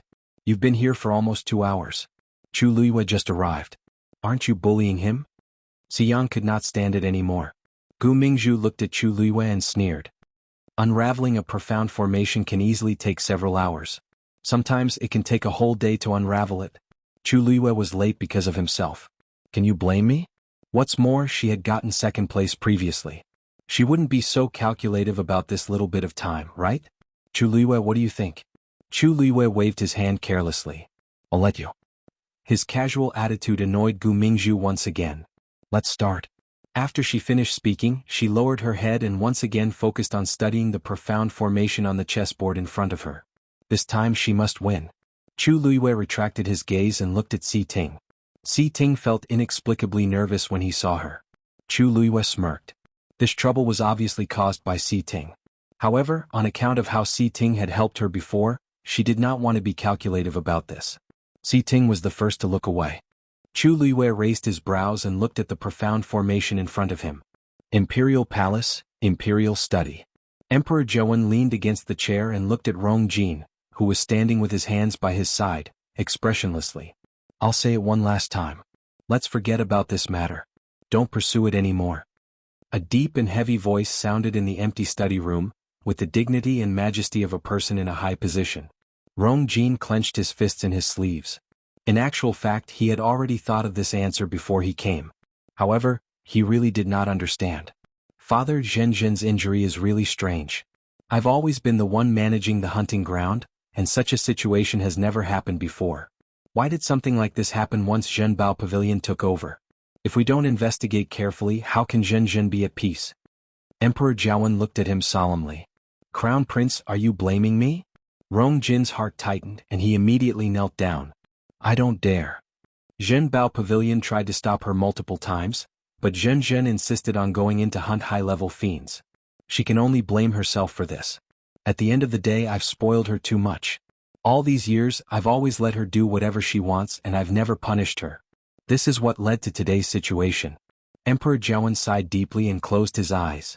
How can my heart not hurt when her pearl of essence is broken? I've already sent Chu Ning to lead the Imperial Guards to search for the high-level fiend that injured Zhenzhen. The few people who followed Zhenzhen and didn't protect her that day have been punished. What else do you want to investigate? The last sentence made Rong Jin's heart skip a beat. Even though Emperor Zhouwen wasn't looking at him, he felt that his thoughts had been seen through. I just feel that, I've already told you not to have any ideas about Zhenbao Pavilion the last time, but it seems like you didn't listen at all. Emperor Zhouwen opened his eyes tiredly and spoke slowly. Do you want to investigate for Zhenzhen or, do you want to investigate for yourself? Father. Rong Jin was shocked and instantly felt that Emperor Zhouwen's eyes were glaring at him like a will-o'-the-wisp, making him tremble in fear. Father, you're wise. I don't have any selfish motives. Emperor Zhouwen was unmoved. He knew exactly what Rong Jin was thinking and doing. The father-son duo, one sitting and one kneeling, were in a stalemate. The atmosphere in the room gradually became cold and stiff. After a while, Rong Jin finally lowered his head. Father, I just want an answer. What kind of background does Zhenbao Pavilion have? Even you are so protective of it. I put in so much effort for that hunting ground, but it was snatched away by them in the blink of an eye. I really can't take it lying down. You're the crown prince. How can a mere hunting ground make you like this? Actually, you care more about your pride as the crown prince, right? Emperor Zhouwen's words hit the nail on the head, and it made Rong Jin's face turn pale. If they didn't help Chu Luiwei, I wouldn't. You were the one who wanted to cancel the marriage agreement. Emperor Zhouwen shook his head. He knew that Rong Jin wasn't broad-minded enough, but the recent events really disappointed him. If Chu Luiwei had displayed his shocking talent back then, the situation today would have been very different. You can go back. Emperor Zhouwen waved his hands. Rong Jin wanted to say more, but he swallowed his words when he saw Emperor Zhouwen's expression. Yes. He stood up and left. Just as he reached the door, Emperor Zhouwen's voice sounded from behind him. I heard that Chu Xianmin from the Chu family hurt her face a few days ago. Go and take a look if you have the time. Rong Jin turned around, and an ominous feeling surfaced in his heart. Rumors are spreading like wildfire in the imperial city. Given the current situation, you should accept her as soon as possible. Father, Chu Xianmin and I don't. As the crown prince, you should think about what you should do. Yes. Rong Jin returned to Crown Prince Mansion without saying a word, but his face was frighteningly cold. Song Yuan, who had been waiting for a long time, felt his heart skip a beat. He thought to himself that something was amiss and looked down in panic. Rong Jin stood still in front of Song Yuan. Go and tell the Chu family to prepare. I'll accept Chu Xianmin into the mansion in a few days. Song Yuan was dazed. Your Highness, is that a secondary consort's gift? Rong Jin sneered. Secondary consort? Does she even deserve it? Love Network has a better reading experience. Chapter 105. 3 days later, Crown Prince Mansion will welcome her as a concubine. Song Yuan asked hesitantly. Your Highness, third Chu Missy is the Chu family's legitimate daughter after all. Isn't it inappropriate for her to be a concubine? That's already giving her too much credit. Rong Jin's expression was cold. There was no affection in his eyes at the mention of Chu Xianmin. This series of events had already caused him to lose all face. It was already a huge favor that he was still willing to give Chu Xianmin a place in Crown Prince Mansion. Song Yuan looked at Rong Jin's expression and knew that the matter was settled. There was no turning back, so he did not say anything else. Yes. Rong Jin heaved a sigh of relief. Just as he was about to walk in, he saw that Song Yuan was still standing at the same spot with a strange expression. He could not help but frown. "Why are you still standing there?" Song Yuan bowed and whispered, Your Highness, Your Highness. The people we sent to investigate Zhenbao Pavilion are gone." Rong Jin was shocked and his frown deepened. How is that possible? Those people were all stage 4 warriors. He knew that Zhenbao Pavilion was not to be trifled with, so he did not hold back. Who would have thought? "Your Highness, those people were just secretly investigating Zhenbao Pavilion, and they were assassinated one after another. The assassins were very strong and did not leave any traces behind. We can't even find any evidence to prove that they did it." Rong Jin clenched his fists, and his voice was almost squeezed out from between his teeth. "You mean to say that this time, this consort can only suffer in silence and swallow this anger?" "Your Highness, I didn't mean that." Song Yuan hurriedly knelt on the ground. Rong Jin closed his eyes and thought for a long time before he sneered. "If we can't do it secretly, then we'll do it openly." Song Yuan was worried. "Your Highness, didn't His Majesty say that he won't investigate anymore? If you do it openly, I'm afraid it will be difficult to explain to His Majesty. Of course I won't get involved in this. However, Zhenbao Pavilion has been operating in the Imperial City for many years. Who knows if there are any problems with their private accounts? It just so happens that the people from the Ministry of Personnel Affairs have some free time recently. They can investigate all these in the Imperial City." The Chu family. Chu Yen and Lu Yao stared at Song Yuan with their mouths agape. They couldn't believe their ears. "Lord Song, you said earlier that the Crown Prince wants Minmin to enter the residence as a concubine?" Song Yuan smiled. "Yes. His Highness the Crown Prince has always been fond of 3rd Miss Chu and has long wanted to marry her. Both of you know this.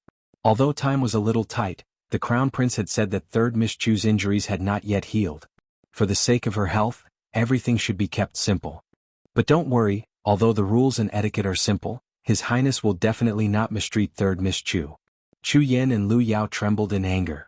"Lord Song, no matter what, my Min Min is still the young miss of the Chu family. Even if she is injured and can't be the official wife, she should at least be the concubine. A mere concubine, isn't that too much?" Chu Yan's anger was almost uncontrollable and his tone was a little harsh. The smile on Song Yuan's face did not change, but it became colder. "Haha, Lord Chu Yan, don't you know the reason behind this? 3rd Miss Chu's face was injured, and she might not recover for the rest of her life. The Crown Prince's official wife and concubine will have to go to the royal family's ancestral hall to greet their ancestors. Is it appropriate for 3rd Miss Chu to do this? Besides, not only did 3rd Miss Chu hurt her face, but she also hurt the Crown Prince's reputation. Now that the Crown Prince is willing to give her the status of a concubine, he is already very magnanimous. Both of you should discuss this properly and not spoil the Crown Prince's good intentions." Who could not hear the threat in his words? Chu Yen and Lu Yao looked at each other and felt very aggrieved. They only had one daughter, Chu Xianmin. Originally, they hoped that she would be able to marry the Crown Prince and become the Crown Prince's concubine, but it was obviously impossible now. There was no time to prepare anything in 3 days. It was really embarrassing to marry him like this. Who knew how the people in the Imperial City would laugh at her? "I'll marry him." Just as the few of them were in a deadlock, a woman's voice suddenly came from outside the door. It was Chu Xianmin. At this moment she was wearing a veil that covered most of her hair and face, only revealing a pair of eyes. However, her eyes were no longer proud and arrogant like before. Instead, they had a sinister coldness that made people feel uneasy. Song Yuan muttered in his heart, "This 3rd Miss Chu seems to be different from before.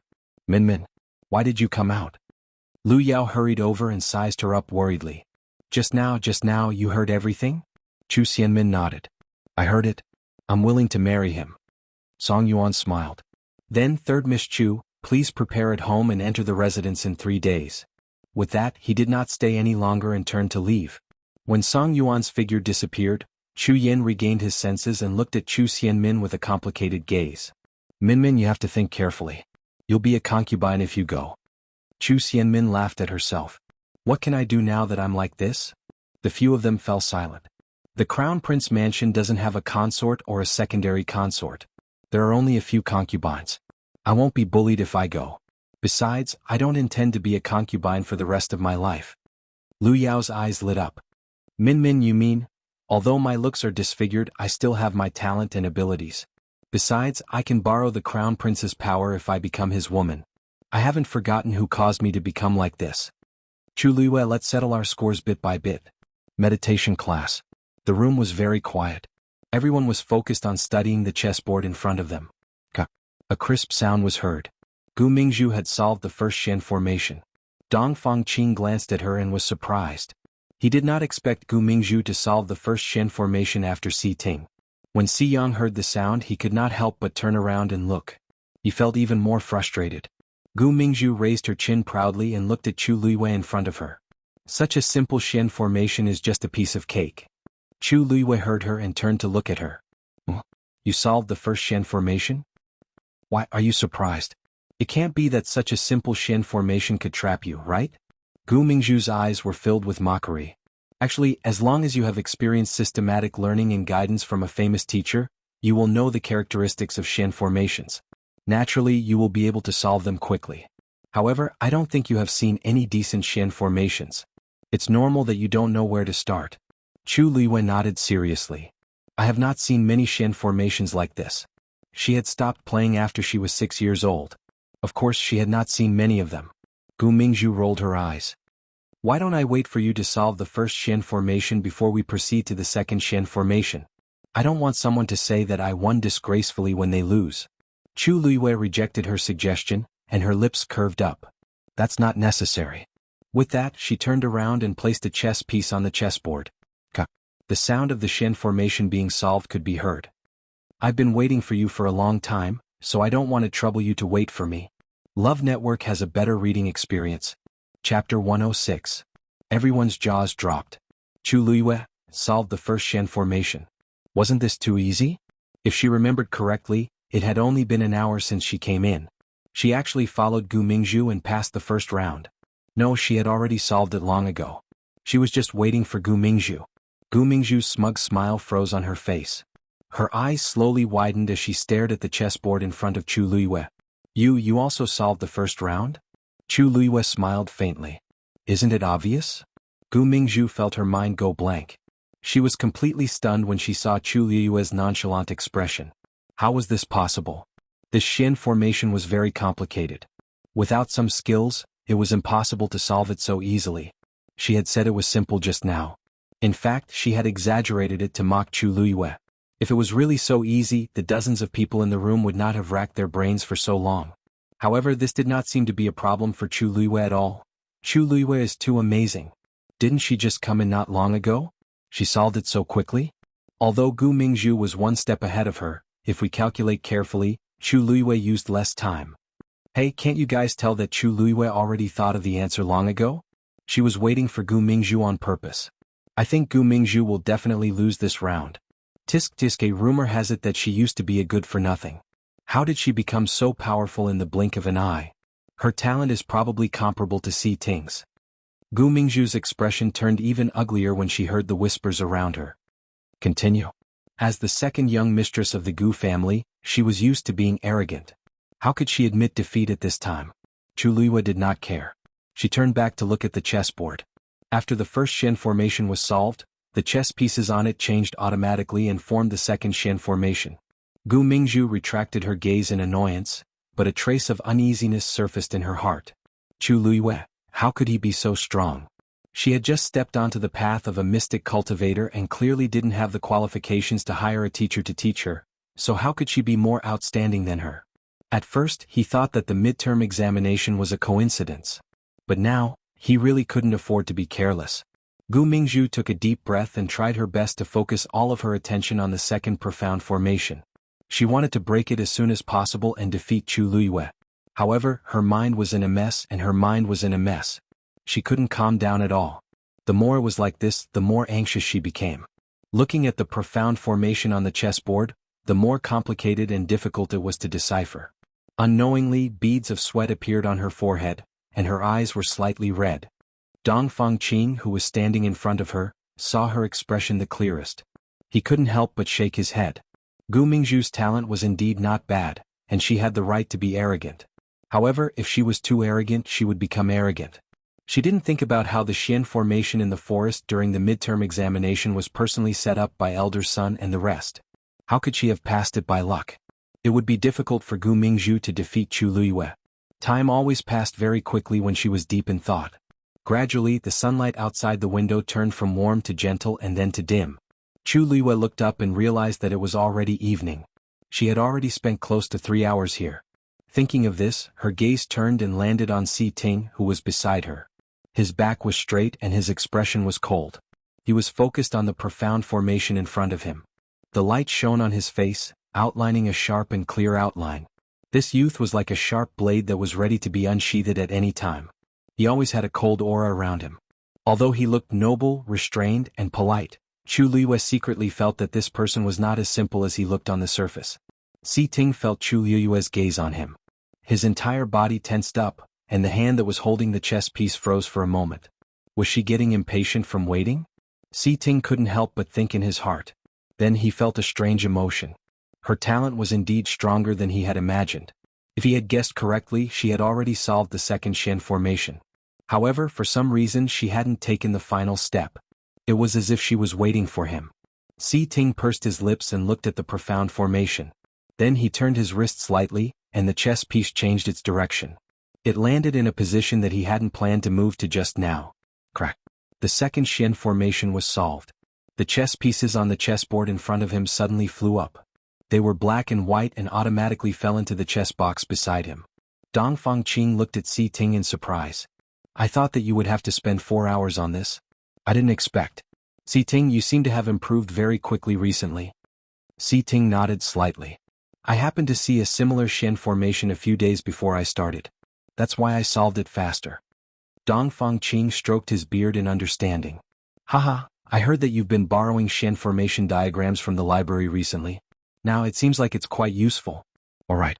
Since you've already passed these 2 stages, you can end class early today. Many students looked at Si Ting enviously after he said that. The first place was indeed different. Not only could they leave in the middle, but they could also end class early. They didn't know how long they would have to solve it here. Si Yang couldn't help but hold his head and complain. Big brother, why do I feel like you're even more powerful than before? Do you still want others to live? Si Ting stood up and looked at him nonchalantly. You can be like this if you work harder. Si Yang couldn't help but mutter softly, do you think everyone is like you? You can solve it just because you've seen something similar? If that's the case, wouldn't everyone be a genius? Those who could enter Tianlu Academy were all rather talented. However, there would always be someone better than them.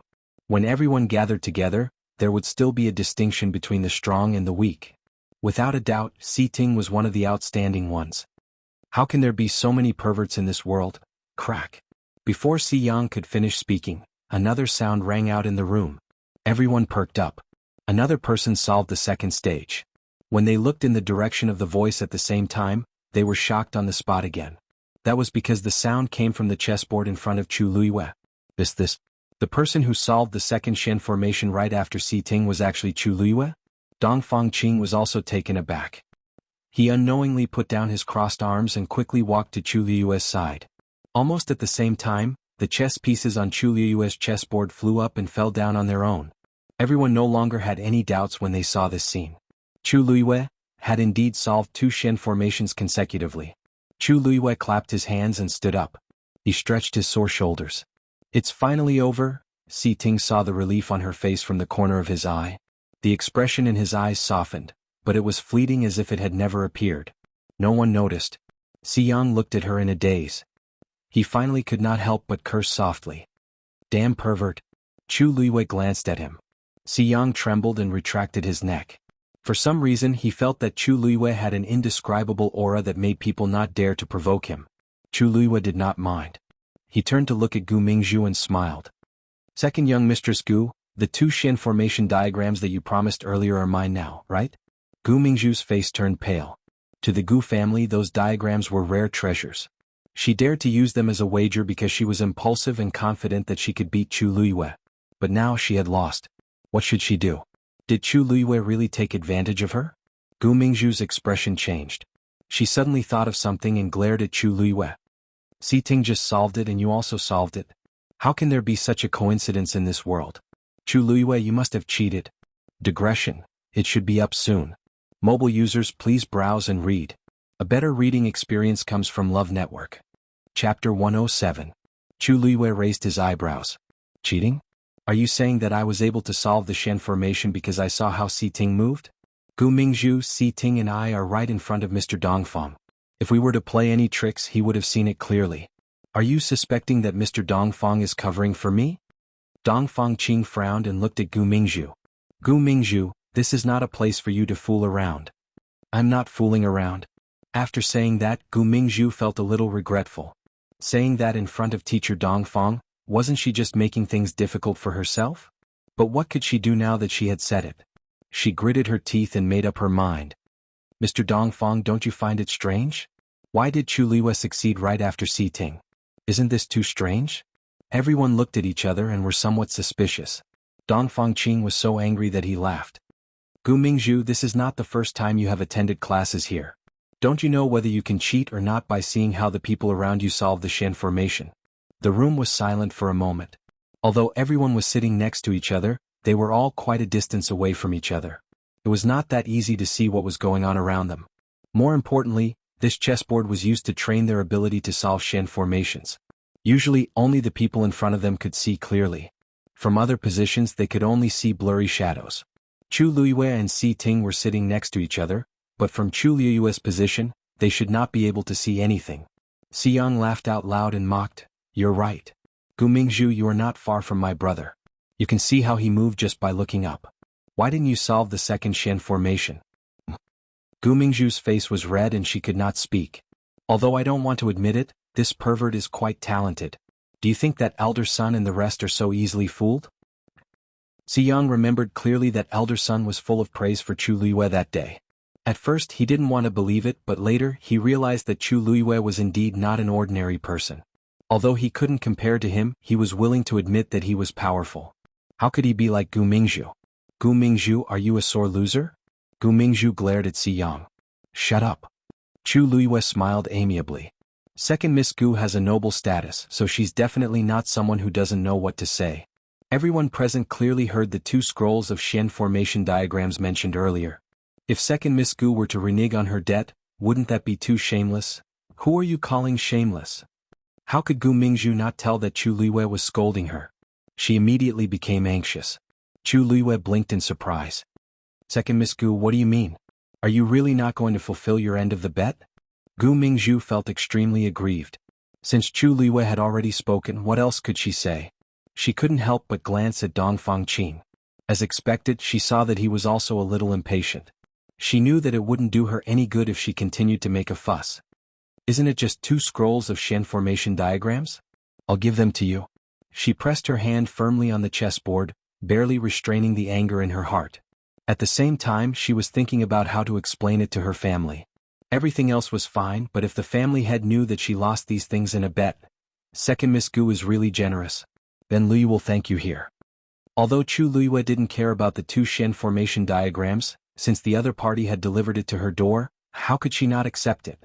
After speaking, Chu Luiyue looked at Dongfang Qing. Teacher Dongfang, can I also leave class now? Dongfang Qing originally wanted to chat with her, but seeing that she seemed to want to leave, he didn't force her to stay. Of course. Thank you, Teacher Dongfang. After speaking, Chu Luiyue simply packed her things and walked out. Almost at the same time, Si Ting also said goodbye to Dongfang Qing and walked out with Chu Luiyue. Gu Mingzhu watched the two of them disappear together. She bit her lower lip and punched the chessboard angrily. Beatrice TC. You're going to cause trouble for me again if you come out with me. After walking out of the door, Chu Luiyue looked at Si Ting, who was following behind her. Si Ting frowned slightly. I'm sorry to cause you trouble, but there's really nothing between me and Gu Mingzhu. He knew that Gu Mingzhu was interested in him, but the two of them didn't usually talk in private. He also didn't know that Gu Mingzhu would deliberately cause trouble for Chu Luiyue today. It was obvious that Chu Luiyue was very smart and had already figured out the reason. For some reason he was a little nervous. He was afraid that Chu Luiyue would misunderstand, but he also had an inexplicable sense of anticipation. This has nothing to do with me. Chu Luiyue shook her head. Looking at the handsome young man in front of her, She thought that it was really easy to attract girls with his looks. She didn't care at first, but it wouldn't be good if it affected her. But I don't want something like this to happen again in the future. So, if there's nothing important, it's better that we don't interact too much. Hearing the distant politeness in the young girl's tone, Si Ting felt as if a bucket of cold water had been poured on his heart. His lips moved as if he wanted to explain, but on second thought, what right did he have to explain? After Chu Liwei finished speaking, she walked forward and lightly said, "I'm sorry. But I still have to thank you for today." Si Ting hesitated for a moment, then quickly walked forward and blocked her way. "I promise that something like this won't happen again.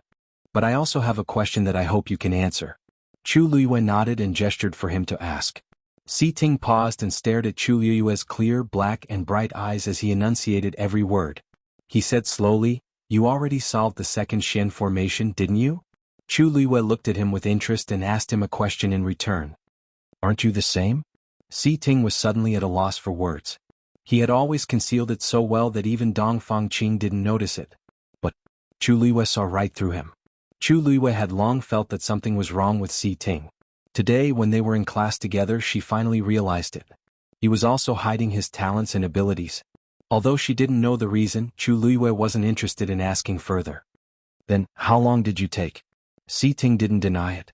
Instead, he looked at Chu Liwei with an inquisitive gaze. Chu Liwei's lips curved up as she walked past him. "I've already answered one of your questions. As for the rest, I have no comment." Si Ting turned around and saw that the slender young girl had already left. By the time she returned to her room, the sky was already dark. The moment she entered the room, she immediately stopped in her tracks. Then she quickly chopped behind her. "Who is it?" Her wrist was grabbed by a warm and strong hand. Then, with a strong pull, she was easily pulled into an embrace. Chu Liwei was shocked. She flipped her wrist and a silver light flashed across her eyes. At this moment, a familiar cold fragrance wafted over and made her stop in her tracks. Are you trying to kill your husband?"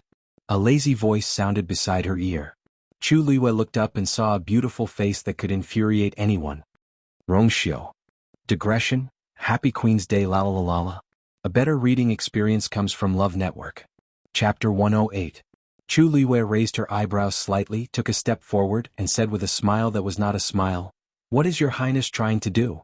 Rongxiu looked at her crafty black eyes that were like a fox's, sighed softly and laughed softly. "I really don't know what to do with you." Before he finished speaking, his body moved, and he quickly grabbed both of her wrists and then used one hand. Chapter 108, Waiting for You Translator. Endless Fantasy Translation. Please wait for a moment. After the content has been updated, please refresh the page to get the latest update. Chapter 109. Although the residence that the academy had arranged for Chu Liwei was not big, there were still spare rooms. Seeing that Rongxiu had once again snatched her bed, Chu Liwei was no longer angry. She had even gotten used to it. She went to the room next door, closed the door and listened carefully for a while. She did not detect any movement in the room next door, so she calmed down. Since Rongxiu could sneak into Tianlu Academy without anyone noticing, he would not be discovered so easily. She was not worried about this. It was already late, but Chu Liwei did not go to bed immediately. Instead, she sat cross-legged, held her breath, and focused on absorbing the heaven and earth force. Waves of invisible energy gradually merged into her body, passing through her limbs and bones before silently flowing into the water droplet in her dantian. Ever since she had forged this special pill of origin and officially embarked on the path of cultivation again, Chu Liwei had not relaxed for even a day. No matter how busy or tired she was, she would persevere in her cultivation and not waste a single drop of time. Although no one forced her, there was always a voice in her heart that kept reminding her that she still had many things to do. Being reborn was a great opportunity. She had to make herself stronger as soon as possible. After an unknown period of time, Chu Liwei finally opened her eyes slowly and exhaled a mouthful of turbid air. She could feel the aura in her body growing stronger day by day. This body had the Daijing Yuan meridian after all, so it was much faster than ordinary people when cultivating. However, it was still not enough. She had been born with the Tianjing Yuan meridian in her previous life. Her talent was extraordinary, and the Daijing Yuan meridian she had now could not compare to it. However, she also knew that this matter could not be rushed. Her former enemy's status was much higher than hers, so she could only plan slowly. Previously, Si Yang had said that the first place of the midterm assessment would have the chance to meet the envoy from the Tianling dynasty. Calculating the time, it should be soon.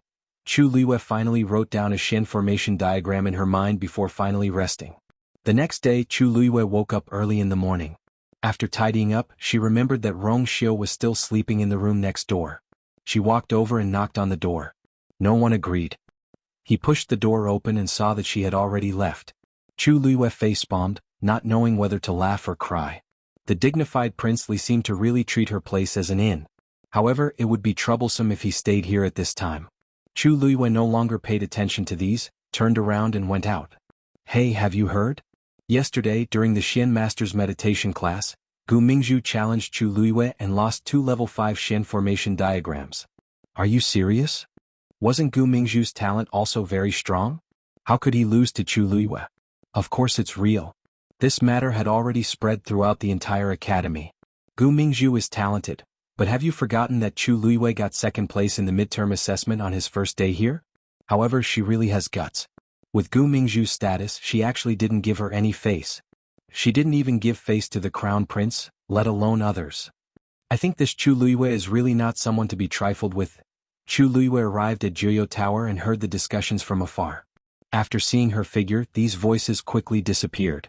Everyone looked at her with an uneasy expression. Perhaps many people from the Xian Master's side had not seen Chu Luiyue before, but Chu Luiyue was very famous among the warriors. When she was competing with Chu Xianmin that day, the warriors were all present. However, Chu Luiyue turned a deaf ear to all these and walked straight to Jianghu Tower. Wait.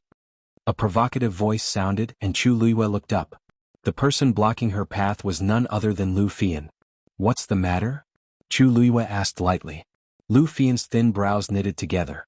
Her already sharp voice became even more ear-piercing when she raised it. Of course there's something.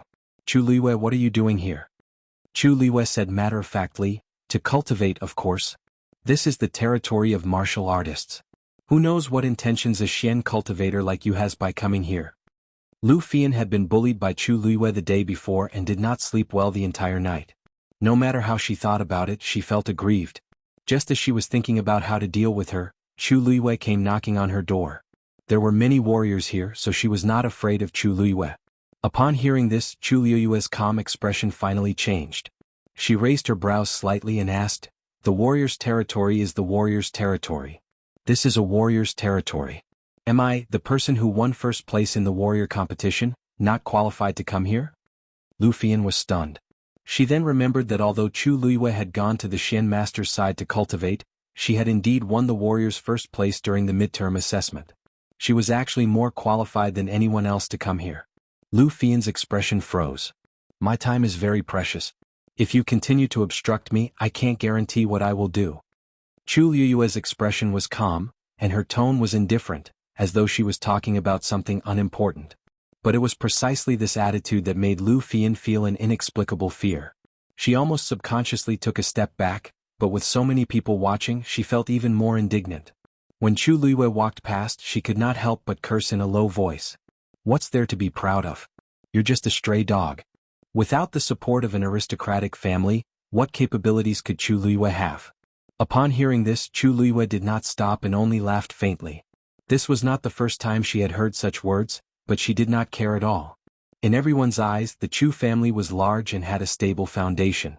But to her and Chu Ning, it was nothing more than a dirty and smelly cage. The sooner she could leave, the sooner she would be happy. As for Lu Fian, who did not know how to speak, she could deal with her another day. Seeing that Chu Luiyue ignored her, Lu Fian thought that she was afraid. She could not help but feel more confident and said to the people behind her, "Did you see that? Chu Luiyue is just doing well on the surface. She has offended the Chu family and the crown prince. She will suffer in the future." When she said this, she did not get the agreement she expected. The few women looked at each other and hesitated for a long time before saying hesitantly, I heard that the Chu family situation is not very good now. They said that the crown prince is going to marry into the Chu family in 2 days, but Minmin seems to be just a concubine. In the past, everyone thought that Chu Xinmin's position as the crown princess was secure, and they thought highly of the Chu family. But it was different now. Chu Xianmin married into the crown prince's family with such a status. It was equivalent to giving the Chu family a slap. The Chu family was in a worse situation. On the other hand, Chu Luiyue's life after leaving the Chu family was smooth sailing. The expression in Lu Fian's eyes changed.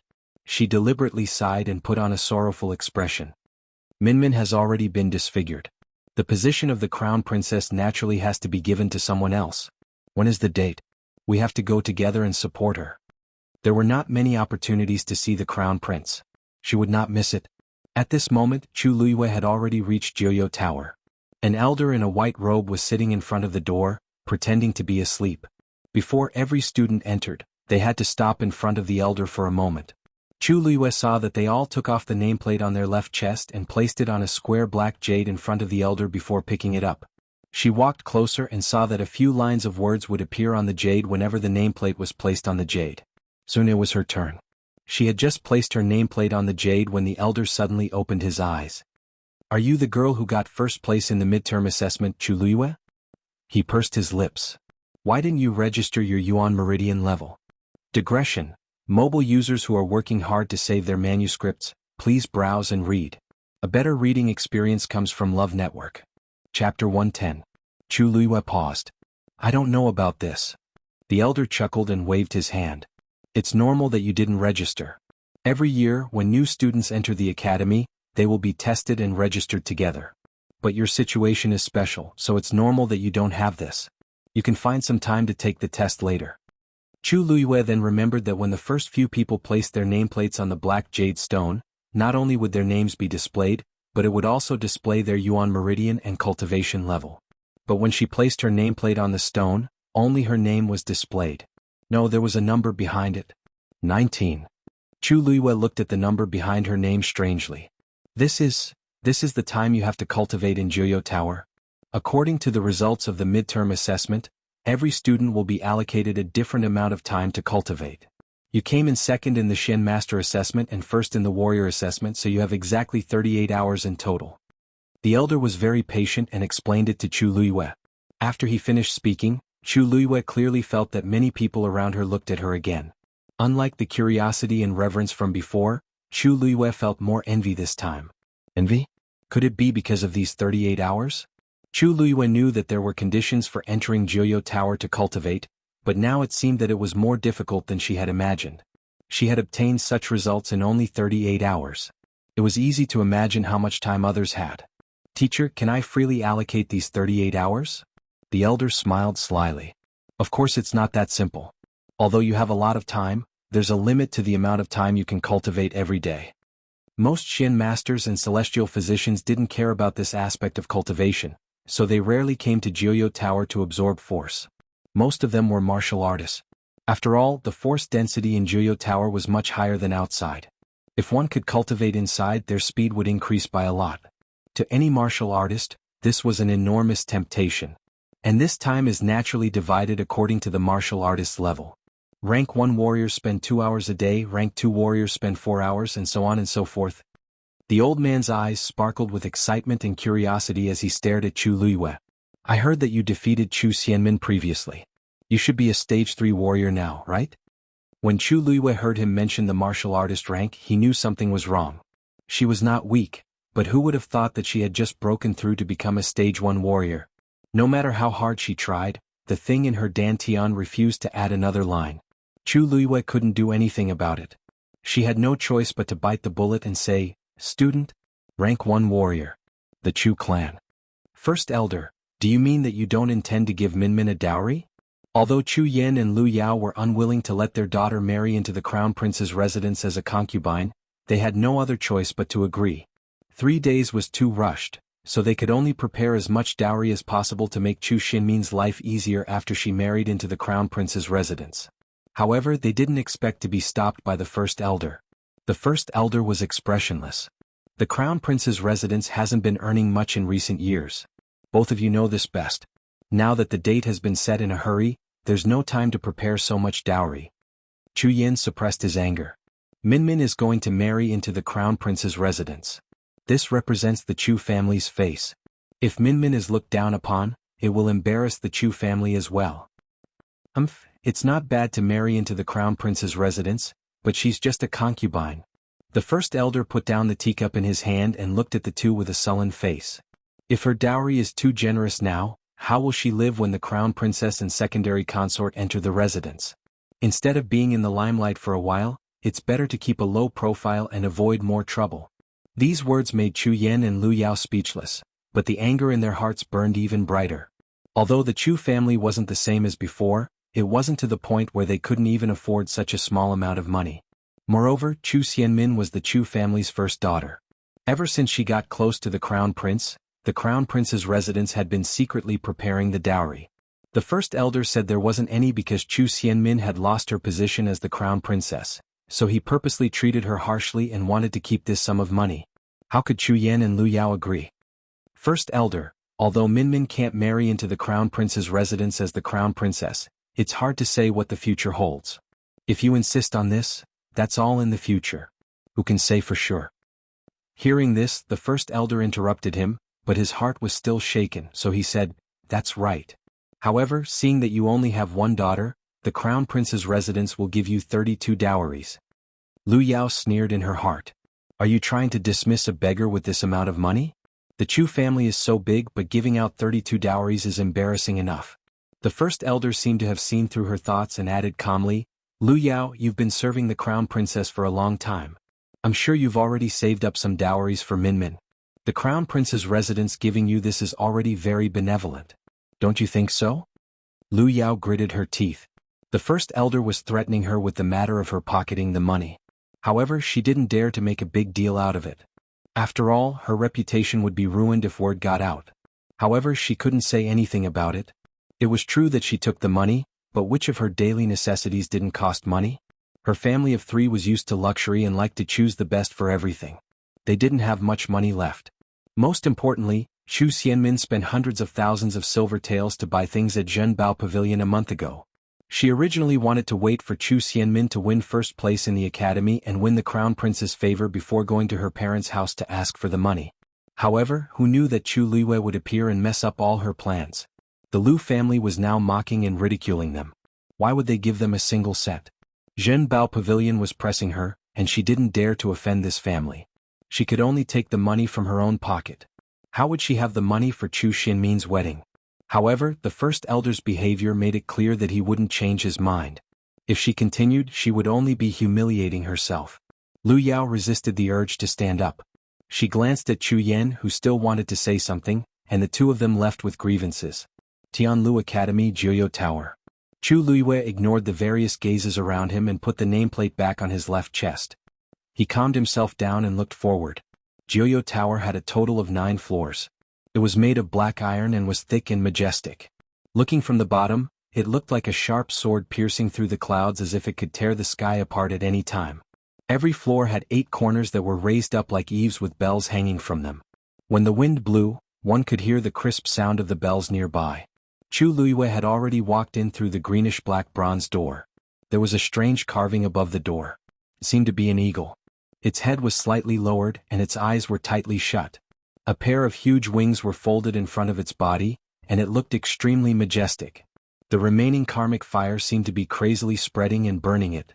For some reason, Chu Liwei felt an inexplicable murderous aura with just one look. She covered up this strange feeling and reached out her hand to push the door open. At this moment, the eagle's tightly shut eyes suddenly opened. Scarlet, brutal, terrifying. The piercing murderous intent went straight for Chu Liwei. Digression. It will be published tomorrow and the editor will have to approve it. Hence, it will be published around noon. It will be more convenient for everyone to read it in the afternoon. Thank you for all your support. I will work hard in writing in February. What? Mobile users, please browse and read. A better reading experience comes from Love Network. Chapter 111. The next moment, a flame seemed to gather under the palm she placed on the door, burning wildly. In an instant, the flame seemed to have spread from her palm to her entire body. The scorching heat surrounded her in an instant. Every inch of her body felt as if it had been burned by a raging fire. Her internal organs felt as if they were being gripped tightly by something, and the pain pierced her heart. Chu Liwei was shocked and furious. This flame was actually trying to kill her. She wanted to retreat, but she realized that she couldn't move at all. It was as if her entire body was being controlled. The flame had already rapidly burned through her limbs and bones, heading for her dantian. That biting cold and terrifying murderous intent made Chu Liwei's hair stand on end. The dantian was the most important part of a cultivator. Once it was damaged, one would never be able to cultivate for the rest of their lives. This thing was actually here for this. However, just as the powerful force was about to enter her dantian, the water droplet that had been quietly floating in Chu Liyue's dantian suddenly started spinning rapidly. Boom. An invisible suppressive force shot out from Chu Liyue's body and went straight for him. Chu Liyue could even clearly feel the two forces colliding fiercely, and the terrifying force spread throughout her body. At this moment, Chu Liyue felt as if there was lava bursting in her body, and there wasn't a single part of her body that wasn't painful. Fortunately, the force that burst forth from the water droplet was extremely strong, and it almost destroyed the force that wanted to kill Chu Liyue. Only then did the terrifying pain gradually dissipate. However, Chu Liyue didn't dare to relax. Her eyes were fixed on the picture on the door. When she looked, she realized that the eagle's eyes were already closed. It was as if everything that had just happened had never happened. Chu Liyue gradually clenched her fists tightly. No, that definitely wasn't an illusion. If not for the power of the water droplet, she would probably have been a dead person by now. She never would have thought that she would be on the brink of death before even entering Jianghu Tower. What's wrong? Is there a problem? Seeing Chu Liyue standing in front of the door without moving, the old man asked doubtfully. Chu Liyue turned around to take a look. The old man and the people around him didn't seem to have noticed what had happened in that instant. Her mind raced as she shook her head. Nothing. After saying that, she didn't stay any longer and walked in. Jianghu Tower had a total of 9 floors. The space inside was very spacious and there were many partitioned rooms. The people who had come in earlier had already familiarized themselves with the place and were heading towards the rooms that they liked to cultivate in. Right in the middle was a spiral staircase, obviously leading to the top. Some people didn't stop at the first floor but instead went straight up. In Jianghu Tower, the higher the floor, the denser the force. However, each layer was separated by a barrier. Anyone who wanted to enter the higher floors to cultivate would have to pass through the barrier. And this depended on one's own ability. Generally, low-level students could only cultivate on the first floor. Chu Liyue wasn't in a hurry to choose a room to cultivate in. Instead, she stood still and lowered her head to look at her palm.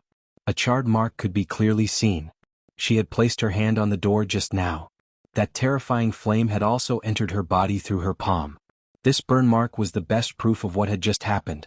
But, why did this happen? There was clearly no problem for other students to enter Jianghu Tower. Why did this happen to her alone? Why did that eagle suddenly open its eyes and have such a strong murderous intent towards her? Perhaps, that murderous intent wasn't directed at her, but at the water droplet in her dantian. Chu Liyue furrowed her brows but she didn't have an answer. Chu Liyue, haven't you chosen a room yet? A voice suddenly sounded from behind her. Chu Liyue turned around and saw an unfamiliar girl's face.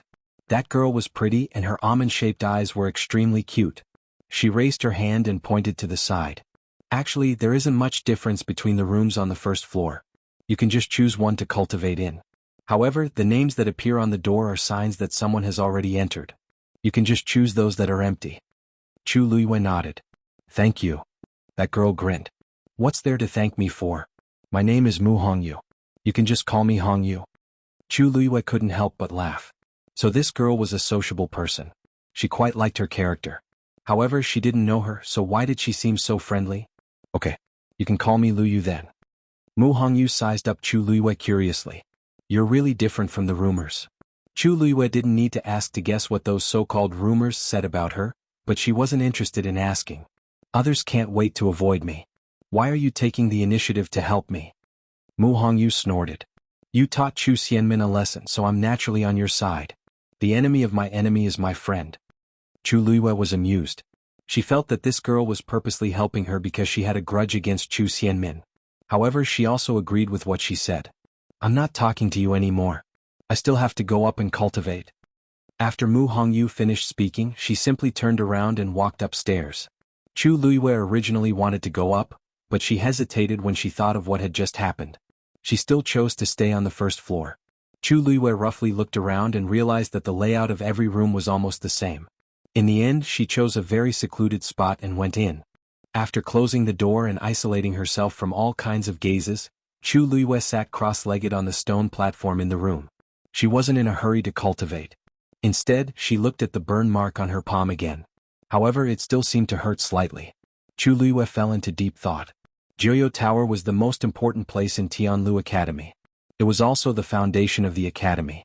If anything happened, the teachers in the academy would definitely not sit back and do nothing. However, that elder was so close to her just now, but he didn't seem to have noticed anything. Chu Liyue couldn't guarantee that no one else knew about this, but the most important thing now was to figure out why Jiuyo Tower was targeting her. Or rather, it was targeting the water droplet in her body. Where exactly did you come from? How did you get into so much trouble? Chu Liyue asked in her heart. However, the water droplet didn't move. It's my first time here, so it's scary but not dangerous. However, this won't happen again in the future, right? Chu Liyue's eyelids twitched.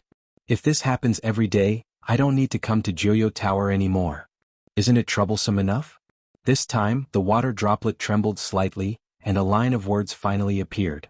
What's there to fear from a mere evil creature? Evil creature?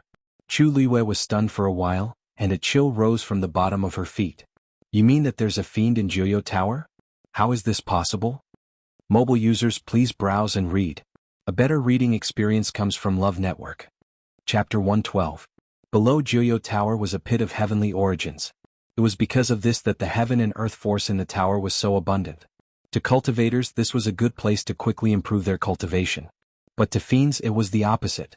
The pit of heavenly origins was a natural force treasure trove. It contained rich heaven and earth force, but it was also mixed with many impurities. If one absorbed too much, it would cause harm to the cultivator's body. If it was light, it would damage one's yuan meridian, and if it was heavy, it would cause death. Cultivators could use all kinds of methods to expel these impurities, but fiends could not. Moreover, fiends were mostly cruel and vicious, so the pit of heavenly origins had a greater impact on them. If they stayed for too long, they would easily lose their minds and eventually go berserk. They might even explode and die. Jiuyo Tower was built above the pit of heavenly origins. How could there be fiends here? The words on the water droplet dissipated quickly. It had no intention of explaining. Chu Liyue frowned. Although this statement was absurd, she inexplicably believed it in her heart. When the eagle opened its eyes, she was very sure that it was the aura of a fiend. But why did the academy do this? Whether it was to the fiends or the students cultivating in the tower, this was a great hidden danger. And as the dean, did Master know about this? Prince Li's mansion. Seeing that his master had finally returned, Umo hurriedly went to welcome him. Master, you're back. Rongxiu nodded, looking relaxed. Umo saw the faint smile at the corner of his mouth and was surprised. As long as he stayed with that person for a period of time, his master's mood would always improve. He really had to give it to him. Looks like Master had a good night's rest. Rongxiu raised his eyebrows. Was the mansion still lively yesterday? Umo bowed. Yes, the other party sent another group of people. They wanted to break into your bedroom to find out what was going on, but we took them down. Still suicide soldiers? Yes, they were the same as the people who came 2 days ago. They didn't care about their lives. Seeing that they couldn't break in, they wanted to commit suicide by taking poison. However, one of them didn't die and is now locked up. Yan Qing interrogated him all night and used a lot of tricks. Finally, that person spat out something. Rongxiu stopped in his tracks. Umo lowered his voice. It's the Crown Prince's men. Rongxiu smiled. After so many years, it's still the same trick. He's not tired, but I'm tired. Umo asked hesitantly. Master, what do you think of this person? Is Third Imperial Brother still in the Imperial capital? Rongxiu suddenly asked. Yes. His Majesty said that His Highness, the Third Prince, had been fighting at the border for many years and had suffered a lot. Now that there is no war and the Third Prince has reached the age to marry and have children, His Majesty's intention is to let the Third Prince stay in the Imperial capital. Rongxiu chuckled. Rongjiu had made great contributions in the Northwest Army, and his reputation was at its peak. How could father be at ease and let him go back? Staying in the Imperial capital was the safest option. I've been back for a long time, but I haven't visited Third Imperial Brother. Tell Yan Qing to bring him along. I'll give Third Imperial Brother a big gift. Yes. Rongjiu joined the army at a young age and was always outside. In the past, he would only stay in the palace for a few days before leaving. However, when he came back this time, Emperor Jiawen said that he was old enough to stay in the palace. Hence, he specially prepared a mansion for him outside the palace. The size of this mansion was actually similar to Rongxiu's princely mansion. However, the decree to confer him a prince had not been passed down. Rongjiu originally had some hope, but after waiting day after day, Emperor Jiawen repeatedly refused to let him go back. Hence he understood what was going on. Conferring him a prince was a small matter, trapping him in the imperial capital was a big matter. The Northwest Army kept inviting him back, but Rongjio knew that it would be difficult this time. After thinking this through, he calmed down and continued to stay in the imperial capital as if he didn't notice the emperor's fear at all. In the backyard, Rongjio and Rongfeng were sparring. The two of them exchanged blows with each other. Rongfeng was quite talented, and he had been diligently cultivating with the teachers in the palace. He was only 15 years old, but he was already a stage 3 warrior. However, compared to Rongjio, who had been on the battlefield for a long time, he was still inexperienced.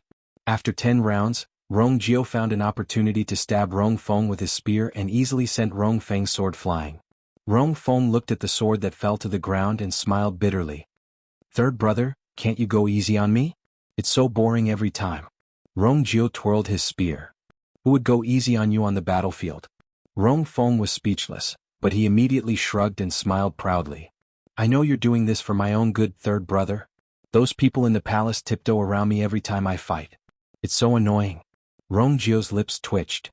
"Then why don't you go to Tianlu Academy? The teachers there won't be like this. The crown prince is there." "I don't want to go." Rongfeng rolled his eyes. "I've been compared to him since I was young. Isn't it annoying?" Upon hearing this, Rongjio looked at him fixedly. "So, you've been hiding your abilities and pretending that you're not as good as him? Who dares to be more outstanding than the crown prince? Isn't that finding trouble for myself? I'm not that bored." Rongfeng threw himself onto the rattan chair at the side. "Didn't you see that seventh brother hasn't returned to the imperial city for 10 years? Just because he was conferred the title of prince, he got himself into so much trouble? Third brother, I think you're a thorn in his side even in the imperial city." Rongjio was about to speak when he suddenly saw his trusted aide walking over quickly. "Third prince, someone from Princely Mansion said that Princely has a gift for you. It's already outside the door." "Gift? Bring it in." Rongfeng followed closely behind, looking curious. "Third brother, what gift did seventh brother give you? Isn't your birthday still early?" Rongjio didn't say anything, but he was thinking in his heart. Very quickly, a wooden box was carried in. Rongjio narrowed his eyes, turned his wrist and stabbed his spear out. The wooden box opened. A thick smell of blood assaulted his nostrils. Inside the wooden box was a person covered in wounds and blood. His entire body was twisted into a strange position and stuffed into the wooden box. Just one look was enough to make one shiver. Rongfeng gasped. He had never seen such a scene before. His expression changed drastically and he started retching. Rongjio looked at him and frowned. "Third brother. This is a dead person?" Rongfeng said with difficulty. "Why did seventh brother give you this?" The person beside him reminded him. "His Highness isn't dead yet." "Your Highness, this person is not dead yet. He just fainted from excessive blood loss." Rongjio stepped forward. "Third brother, don't go over." Rongjio flicked his spear and something flew out. It was a small seal. Rongjio picked up the seal and looked at it carefully. His expression changed slightly. He thought for a moment. "Lock this person up and keep him alive. We can't let him die." Then he turned around and left. Upon seeing this, Rongfeng hurriedly followed. "Third brother, where are you going?" Rongjio didn't look back. Since Rongjio had given him such a big gift, he naturally had to accept it. Mobile users, please browse for a better reading experience from Love Network. Chapter 113. 3 days passed quickly, and it was Chu Liuyue's wedding day in the blink of an eye. However, other than her own residence that was slightly decorated, the rest of the Chu family did not have the slightest bit of festive spirit. In the past, when the residents held a wedding, the servants would fight to be the first to do the work. On one hand, they wanted to leave a good impression in front of their masters, and on the other hand they wanted to get more money. However, Chu Xinmin's courtyard was cold and cheerless. Only a few servants who usually served her here were busy with work. If not for the fact that they could not avoid it, they would not have come. The entire residence knew that although Chu Xianmin was marrying into the Crown Prince Mansion, she was only marrying into the Crown Prince Mansion as a concubine. It was not presentable. Because of this, the first elder did not even prepare any dowry for her. It was obvious that this wedding was not a joyous occasion. A few servants discussed softly as they packed up. "With third Missy's status, I thought she would marry into the Crown Prince consort. I didn't expect her to be a concubine. Where is our Chu family's face?" That's right. The Chu family's life has not been good these few years. Now that the first Missy is marrying into the Crown Prince consort's life, We are a joke for no reason. Third Missy used to be so glamorous, but many people are laughing at her now. Who can be blamed for that? Third Missy's face is disfigured, and she has to wear a veil wherever she goes. Besides, her reputation is long gone. Even if she is willing to marry, no one will want her. Where can she go other than the Crown Prince mansion? She's coming out. The door was pushed open and Chu Xianmin walked out with the help of someone. The servants in the courtyard immediately stopped talking, but their eyes kept sizing her up. She was wearing a red wedding dress and a veil, but she did not wear a phoenix coronet. She only wore a golden jade hairpin from the Crown Prince mansion. It was not that she did not want to dress up, but the rules were as such. Only the first wife had the right to wear a phoenix coronet. For someone like her who entered the Crown Prince mansion as a concubine, she had to dress simply. Chu Xianmin walked out of the room and the courtyard was cold and empty. Other than her original servants, there was no one else who came to celebrate. It's good that they didn't come. Wasn't he just making fun of her by coming at this time? Chu Xianmin clenched her teeth and dug her nails deep into her palms to suppress the anger and indignation in her heart. It's so quiet. Is the Crown Prince not here yet? Why didn't I hear any gongs or drums? Asked Chu Xianmin as she suppressed her anger. Those people in the Crown Prince's residence were really something. In the past they used to curry favor with her. Now that she was in dire straits, they even dared to neglect her wedding. Everyone looked at each other. Lu Yao stood at the side with a stiff expression on her face. She had actually forgotten to tell Min Min that the Crown Prince did not need to personally come over to welcome this marriage. At this moment someone walked over quickly. Isn't it already packed? Why aren't you leaving yet? The sedan chair is already waiting outside. Third Miss Chu, please come in. This man looked familiar to Chu Xianmin. He was just a normal guard in the Crown Prince mansion. He used to bow and scrape when he saw her, but he dared to speak with a straight back in front of her now. But that wasn't the most important thing. The most important thing was, what do you mean? The Crown Prince is not coming? Chu Xianmin widened her eyes. Lu Yao pulled her and whispered, Min Min, don't worry. According to the rules, there's nothing wrong with this. Chu Xianmin finally recovered her senses. The Crown Prince would not even come to her so-called wedding. He would just send someone over casually. That guard smiled with a hint of mockery on his face. Third Miss Chu, His Highness is busy with work. How can he have the time for such a small matter? Small matter. He actually said that the most important thing in a woman's life was a small matter. Chu Xianmin had fantasized about marrying into the Crown Prince mansion countless times. It should be colorful and grand. It should not be as simple and disgusting as it was now. It was only at this moment that she realized that she was a concubine. Chu Xianmin did not know how she suppressed the surging emotions in her heart. She also did not know how she walked to the sedan chair outside the door. Only when she reached the Crown Prince mansion's door did she finally recover her senses. She lifted the curtain at the side and looked outside. The Crown Prince mansion's door was tightly shut. It did not look like a wedding was going to be held. Yes. She could only enter through the small door. A strong sense of humiliation welled up in her heart. Chu Xianmin was born to be favored by the heavens. She had been the object of envy for so many years. When had she ever been so lowly? Her hatred for Chu Luiyue increased by another level. The servant brought her to a yard in the backyard of the Crown Prince mansion. Tingfeng Garden will be your residence in the future. The Crown Prince has something important to do today, so he won't be able to come. You can wait here for now. After saying this, the person who brought her here turned around and left. Chu Xianmin took a look and saw a few servants and page boys standing outside. They must have been sent to serve her. She was extremely aggrieved at this point, so she could not care about them. There was only one way left for her now. No matter what, she had to win the Crown Prince's favor. Chu Xianmin waited for an entire day. It wasn't until night fell that the courtyard suddenly became lively. Greetings, Your Highness. Hearing this voice, Chu Xianmin hurriedly stood up to welcome him. Rong Jin had already pushed the door open and entered. Your Highness, you're finally here. After the previous incident, Rong Jin disliked Chu Xianmin. Now that he was forced to marry her under his father's pressure, he did not even want to see her face. Hence he was busy the entire day and only came at night. As soon as he entered, he saw a familiar figure. Chu Xianmin was wearing a red wedding dress and stood there prettily. The warm and dim candlelight in the room enveloped her in a layer of hazy light, which added a rare charm to her. Even though she was not dressed to the nines today, the cut of the wedding dress was appropriate, outlining her exquisite and slender figure. Her slender waist could be held with one arm. Rong Jin looked at her and squinted his eyes.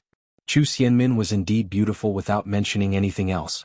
The red veil covered her face, revealing only a pair of timid and sparkling eyes. They were especially seductive. Rong Jin walked toward her and his voice became much gentler. There were too many things today and I couldn't get away. That's why I'm late. Minmin, you won't blame me, right? Why would I? Your Highness's matters are the most important. I'm already very happy that you still care about me, said Chu Xianmin with a smile, but her eyes were filled with tears, making her look pitiful. This time Rong Jin's heart ached even more. He gently touched her shoulder with one hand and was a little tempted. As he spoke, he wanted to pull her veil. Min. Chu Xianmin did not expect him to be so direct. She immediately wanted to stop him, but it was too late. Rong Jin had already seen the scarlet and scary scar on her face. Your face. As if he had seen something terrifying, he quickly retreated, and the ambiguity just now disappeared in an instant. Chu Xianmin seemed to have been slapped harshly. When she hurriedly put on the veil and wanted to explain herself, Song Yuan's anxious voice suddenly came from outside. Your Highness, Her Majesty urgently summons you. Mobile users, please browse and read. A better reading experience comes from the Love Network. Chapter 114. Upon hearing this, Rong Jin heaved a sigh of relief. Why, you should rest today. I'll come and see you another day. Then, without waiting for Chu Xianmin's reply, he turned around and left quickly. Your Highness. Chu Xianmin was flustered and instinctively wanted to follow him to explain. However, Rong Jin suddenly turned around and frowned. Alright, don't go out and show your face if you have nothing to do. You can still go to the academy, but your face. You should wear your veil. Then, he hurriedly left as if there was a ferocious beast chasing after him. Once he thought of that frightening face, he felt his stomach churn. To think that I actually thought she was beautiful just now. How disgusting. Rong Jin's figure quickly disappeared, and only Chu Xianmin was left in the room. She stood there in a daze and laughed softly after a long time. However, there was only coldness and hatred left in her laughter. It's already so late. Why did father suddenly summon me? What happened? Rong Jin asked Song Yuan as he walked out of Ting Feng Garden quickly. Your Highness, I don't know either. Eunuch Min came personally. It seems like it's urgent. As he spoke, Rong Jin looked up and indeed saw Eunuch Min's figure. He was even more confused. What exactly happened that made Eunuch Min come so late? Eunuch Min anxiously paced back and forth. When he saw Rong Jin from afar, he immediately went forward. Oh, Your Highness, you're finally out. His Majesty is waiting for you. Let's go quickly. Rong Jin knitted his brows. Why the rush? Eunuch Min, what exactly happened? Your Highness, I don't know about this either. It's just that the third prince went to the palace in the afternoon and talked to His Majesty in the imperial study for a long time. After the third prince left, His Majesty ordered you to quickly enter the palace. Eunuch Min hesitated and touched the horsetail whisk in his arms. Your Highness, there's something I need to tell you. His Majesty is in a fit of anger right now. When you arrive, you must be careful. Angry? Rong Jin knitted his brows even tighter. Is it related to Rongjio? However, I didn't have much contact with Rongjio during this period. Why is it related to him? Thank you, Eunuch Min. Rong Jin did not ask further and entered the palace with Eunuch Min. The midsummer night was especially hot. Rong Jin was drenched in sweat when he rushed to the imperial study. However, when he entered and saw his father's cold expression, his heart instantly turned cold. Imperial Father. Emperor Jiawen suddenly raised his hand and threw the inkstone on the table at Rong Jin. Rong Jin didn't dare to dodge and took it head-on. A wound immediately appeared on his forehead and blood gushed out. He knew something was wrong and immediately knelt down. Imperial Father, if you want to teach this son a lesson, this son will accept it. But can you tell me why exactly? Don't you know what you've done? Emperor Jiawen rudely interrupted him and his face turned green. This was Rong Jin's first time seeing him like this, and his heart kept sinking. What was going on? Rong Jin, you're already the crown prince. Why are you still doing this to your brothers? Are you really that intolerant of others? Emperor Jiawen hollered. Rong Jin suddenly recovered his senses and was shocked. Could it be that Imperial Father knows that I sent someone to investigate Rongjio? I know that Rongjio has many military achievements and can go against you. You don't like him. But he's your brother after all, and you're already the crown prince. How can you still be so narrow-minded? Rong Jin was dazed. Rongjio? That's not right. The people I sent were clearly, Imperial Father, I didn't. You still dare to deny it. Your men have already been detained by Rongjio. Rong Jin's remaining words were stuck in his throat, and he couldn't say them. If it weren't for the fact that he's been in the military for many years and is alert enough, I don't even know if he's dead or alive. Emperor Jianghu sighed heavily. You disappoint me too much. Rong Jin felt as if he was struck by lightning, and his heart was in turmoil. That's not right. My men went for Rong Xiao and didn't do anything to Rong Jiao. There must be a problem here. He was indeed afraid of Rong Jiao, but he didn't even want to do anything.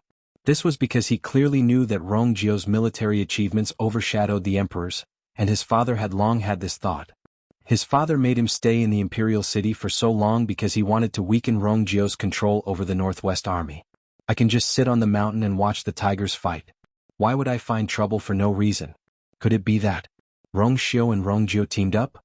Thinking of this, Rong Jin's face was especially ugly.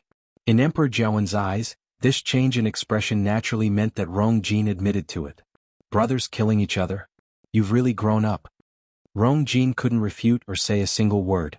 Since Rong Jiao dared to come here to complain, he must have solid evidence. If he denied it and continued investigating, it would only bring him trouble. Besides, he couldn't say that he originally went for Rong Xiao. The consequences would be even worse. After much thought, Rong Jin could only clench his teeth and admit it. I know my mistake. I just wanted to test Rong Jiao's abilities, and I didn't have any murderous intentions. Father, please understand. However, I was rash and made a big mistake. Father, please punish me. Emperor Jiawen stared at him solemnly. Cultivation time always passed very quickly. In the blink of an eye, Chu Luiyue had already stayed in the academy for 5 days. In these few days, she gradually understood the various classes in the academy and started to get used to life in the academy. Actually, most of the students chose their own classes, and the teachers wouldn't force them. In addition, Chu Luiyue cultivated a few classes, so she had more freedom when it came to time. Other than going to Jiuyo Tower to cultivate for 2 hours every day and occasionally attending a few classes, Chu Luiyue spent most of her time cultivating in her own residence. After the first day, such a situation didn't happen in Jiuyo Tower again. However, Chu Luiyue still felt that there was a pair of eyes secretly staring at her. After serious consideration, she didn't ask Elder Yi about this matter. She felt that this had something to do with the mysterious water droplet in her body. However, Rong Xiao didn't come again. Chu Luiyue finally returned to her bed to rest, but she could still smell the faint fragrance of peach blossoms, which made her think of this person from time to time.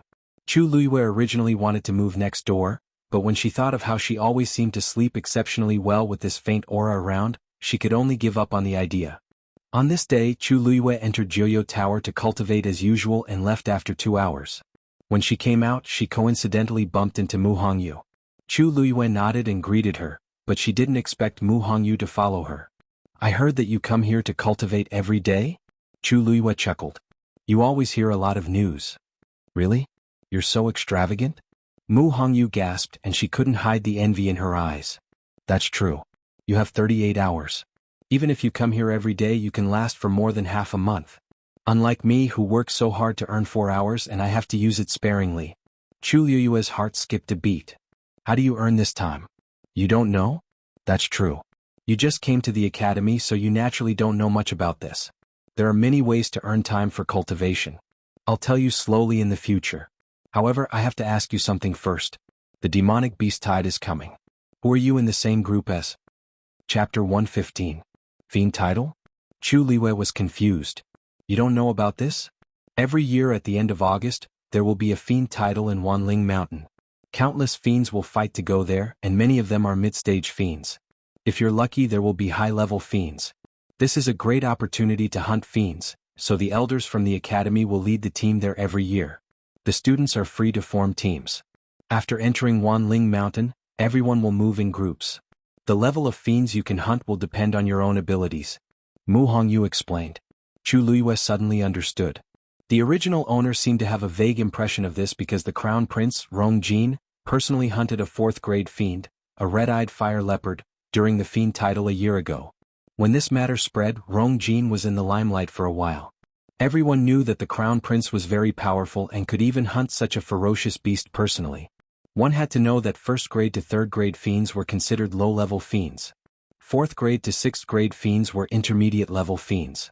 As for the legendary 9th-grade fiends, they were considered high-level fiends that only existed in rumors.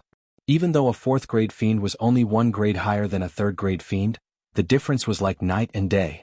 However, Chu Liwei had been busy cultivating these few days, so she did not pay much attention to this matter. Mu Hongyu told her this. "You want to team up with me?"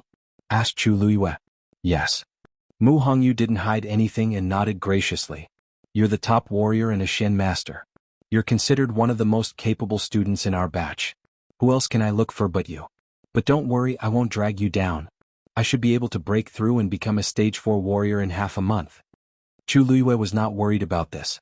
During the previous midterm assessment, Mu Hongyu lost to Gu Mingfeng and came in 3rd place. With this kind of ability, she was definitely considered an expert. "Sure, let's move together then." Mu Hongyu invited him so warmly that he had no reason to refuse. The fact that Chu Liwei agreed so readily surprised Mu Hongyu. You really agreed?" "That's right. What's wrong with that?" "That's not it. It's just that those Shen masters have always looked down on us martial artists. We also don't like them, so we rarely team up with them. You're considered a member of the Shen cultivator team now. Won't they criticize you if you team up with me like this?" Mu Hongyu asked hesitantly. Chu Liwei could not help but laugh.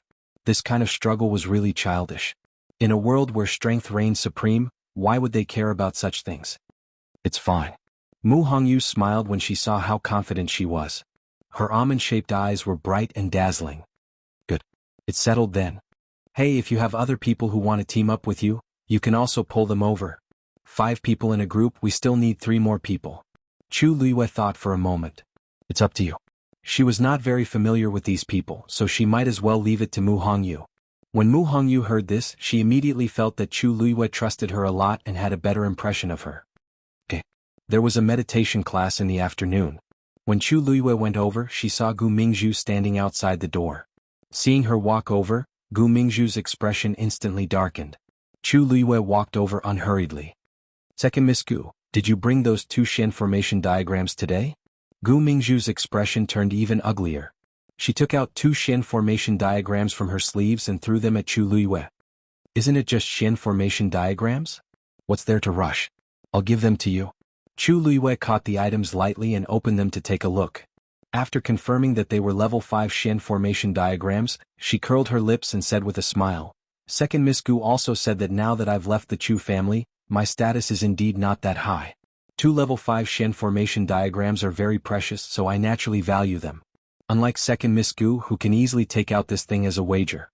Gu Mingzhu was so angry that her face turned pale. She did not dare to tell the patriarch about this. Even if she was very favored in the Gu family, the patriarch would definitely not forgive her if he knew. However, Chu Liwei urged her every day when she saw her and even said that if she did not give them to her, she would personally go to the Gu family to ask for them. How could Gu Mingzhu allow her to torment her like this? She could only privately beg her mother to give them to her. Because of this, she was even severely reprimanded. Now that she saw Chu Liwei smiling so happily, she felt so sullen in her heart that she wanted to die. "Chu Liwei, I'll remember you this time. You better pray that you don't fall into my hands in the future. Otherwise you'll suffer." Chu Liwei waved the Shen formation diagrams in her hand. "Thank you for your concern, second Miss Gu. If you have any more good gifts, Liu will be very grateful." Gu Mingzhu was so angry that she almost died. Due to the fact that class was about to start and there were more and more people coming, she could only temporarily suppress her anger. She glared fiercely at Chu Liwei and turned to enter the room. Chu Liwei did not care and followed her in. Everyone in the room was in groups of 3 to 5 and seemed to be discussing something. Chu Liwei had just sat down in her seat when she saw Yang waving at her. "Hey Death Change, Chu Liwei, why don't you team up with us for the Devil Beast Tide?" So everyone was talking about this. Chu Liwei shook her head. "I've already agreed to team up with someone else. Thank you for your kindness." "What? Someone already made a move first? Who is it?" Yang was unhappy when he heard this. "Mu Hongyu." Yang was stunned for a moment and bitterly lamented. "Mu Hongyu? That Chao Tianjiao? Are you kidding me? Me and my brother will be the top 3 Shen masters. We'll definitely be invincible. Why are you with her? Also, she's a warrior. I'm a warrior too." Chu Liwei glanced at him. "Is there a rule that says warriors and Shen masters can't team up together?" Yang was speechless. "No, but everything was planned well, but why was Mu Hongyu so fast? We've already gathered 4 people and you're the only one left. If you don't come, what are we going to do?" Chu Luiyue shook her head inwardly when she heard this. If it was just Si Yang and Si Ting, she could discuss it with Mu Hongyu. But it would be troublesome if there were 4 people. Also, she did not want to have too much contact with Si Ting, so this was good.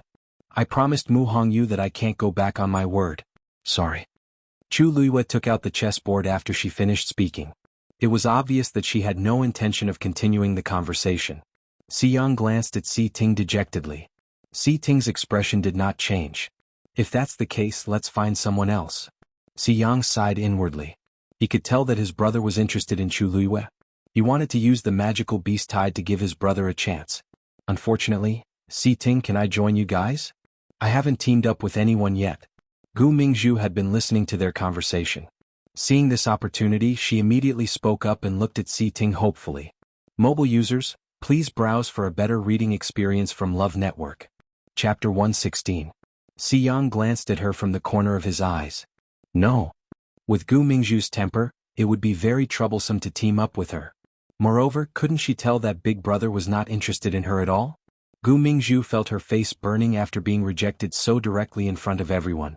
She looked at Si Ting pitifully, but Si Ting did not even look at her. His expression was indifferent, as if he did not care at all. Gu Mingzhu felt even more upset. She felt a fire surging in her chest, burning her whole body. She bit her lower lip and suppressed her urge to fly into a rage. However, his jealousy and hatred toward Chu Luiyue increased by another level. Why did they take the initiative to invite Chu Luiyue, but she was rejected when she took the initiative to invite him?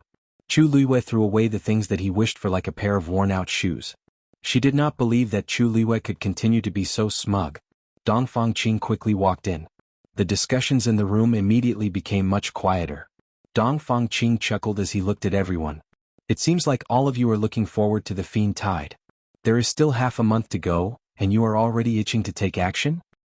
Teacher Dongfang, it is rumored that high-level fiends will appear during the Fiend Tide. Is that true? A student asked curiously. Dongfang Qing stroked his beard. During the Fiend Tide, hundreds and thousands of fiends will gather at Wanling Mountain. If you are lucky, you can indeed see a high-level fiend. The moment he said that, many students' eyes lit up. They could not hide the excitement in their eyes. If cultivators can successfully hunt fiends, it will undoubtedly increase their combat power greatly. The higher the level of the fiend, the greater the help.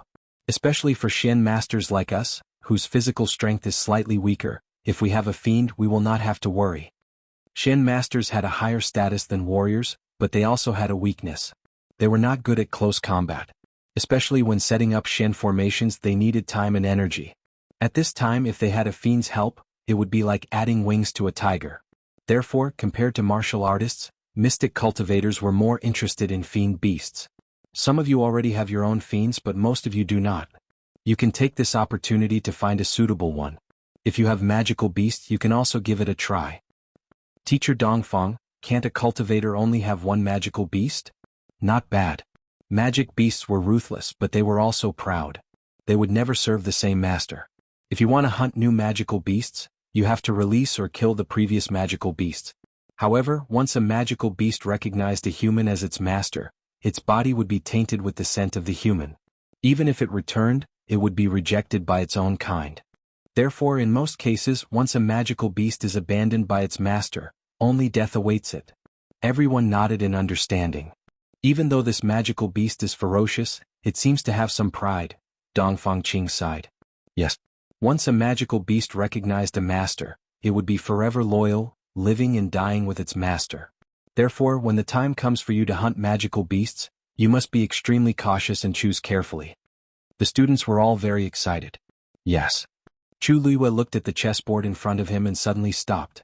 Live and die together with master. So after she died, alright, take advantage of these 10 days to cultivate diligently. You will only be able to hunt higher-level magical beasts when your strength increases. Today's test is on the water formation. Dongfang Qing waved his hand and the chess pieces flew out, forming a new pattern on the chessboard. Chu Luiyue lowered his eyes and collected his thoughts.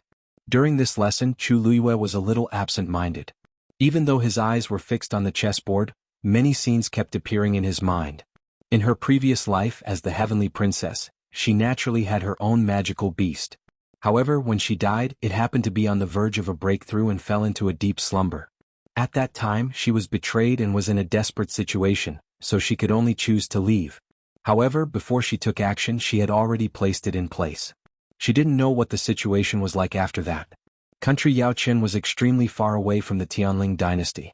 Given her current status and strength, it was as difficult as ascending to the heavens for her to obtain any information, let alone return. She was afraid that she could only wait for the so-called envoy to come and find out the truth. Chu Luiyue, haven't you solved it yet? More than 2 hours later, Yang solved the Xian formation. When he turned around, he realized that Chu Luiyue was still staring at the chessboard in front of him motionlessly. The previous few times she solved the Xian formation after Ting passed. Everyone was shocked and doubtful at the beginning, but now they were used to it. They didn't expect him to be second this time. He was ranked in front of Chu Luiyue. Chu Luiyue snapped out of his daze. At this moment, Gu Mingzhu also solved the Xian formation, and the chess pieces fell into the chess jar. She glanced at Chu Luiyue and sneered. "Tsk. The long road reveals the horse's strength. Whether you are really capable or not, you will know in time." Chu Luiyue couldn't be bothered with her sarcastic attitude. He lowered his head and finally started to place his chess pieces. Her movements were very fast and smooth, as if she didn't need to think at all. After a few steps, the Xian formation was solved. Then, without looking at the surprised looks of the people around her, she stood up. "Miss Dongfang, can I leave after class?" "Yes, of course.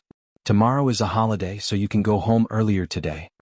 Dongfang Qing could also tell that something was wrong with Chu Luiyue, so he quickly agreed. Chu Luiyue thanked him and left. Gu Mingzhu said coldly, "What is there to be proud of?" Ting raised his eyes to take a look, but all he saw was the corner of her clothes fluttering away. What is wrong with her? In his impression, Chu Luiyue was always calm and composed, as if nothing could shake her. To be able to cut ties with the Chu family so easily and establish her own family, Chu Luiyue was definitely more powerful than she looked. This was the first time he saw her lose her composure. Ting turned around and looked at the chessboard that was already set up. He frowned slightly. If he remembered correctly, Chu Luiyue seemed to have only taken one look and placed a chess piece. Tianlu Academy had a holiday once every 5 days. Chu Luiyue packed up and went home. Chu Ning was not back yet, so Chu Luiyue had dinner by herself and rested in her room. Just as she lay down on the wooden chair, a strange sound came from outside the window. Chu Luiyue looked over and saw a huge white head pushing open the window and peeking in. A pair of icy blue eyes stared straight at her. "Wuxia." Chu Luiyue laughed as she looked at it. The window was not big and its head took up almost half of it. "Shueshue, why are you here?" With that, Chu Luiyue walked over.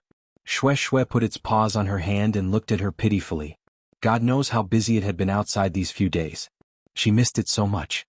"Come in quickly." Chu Luiyue patted its head and took a step back. Shueshue was so excited that it wanted to rush in. Suddenly, the sound of a wooden board breaking was heard. It immediately paused and its expression was a little stiff. Chu Luiyue looked around and saw that the edge of the window had cracked. Her eyes twitched. Stuck? Mobile users, please browse and read. A better reading experience comes from Love Network.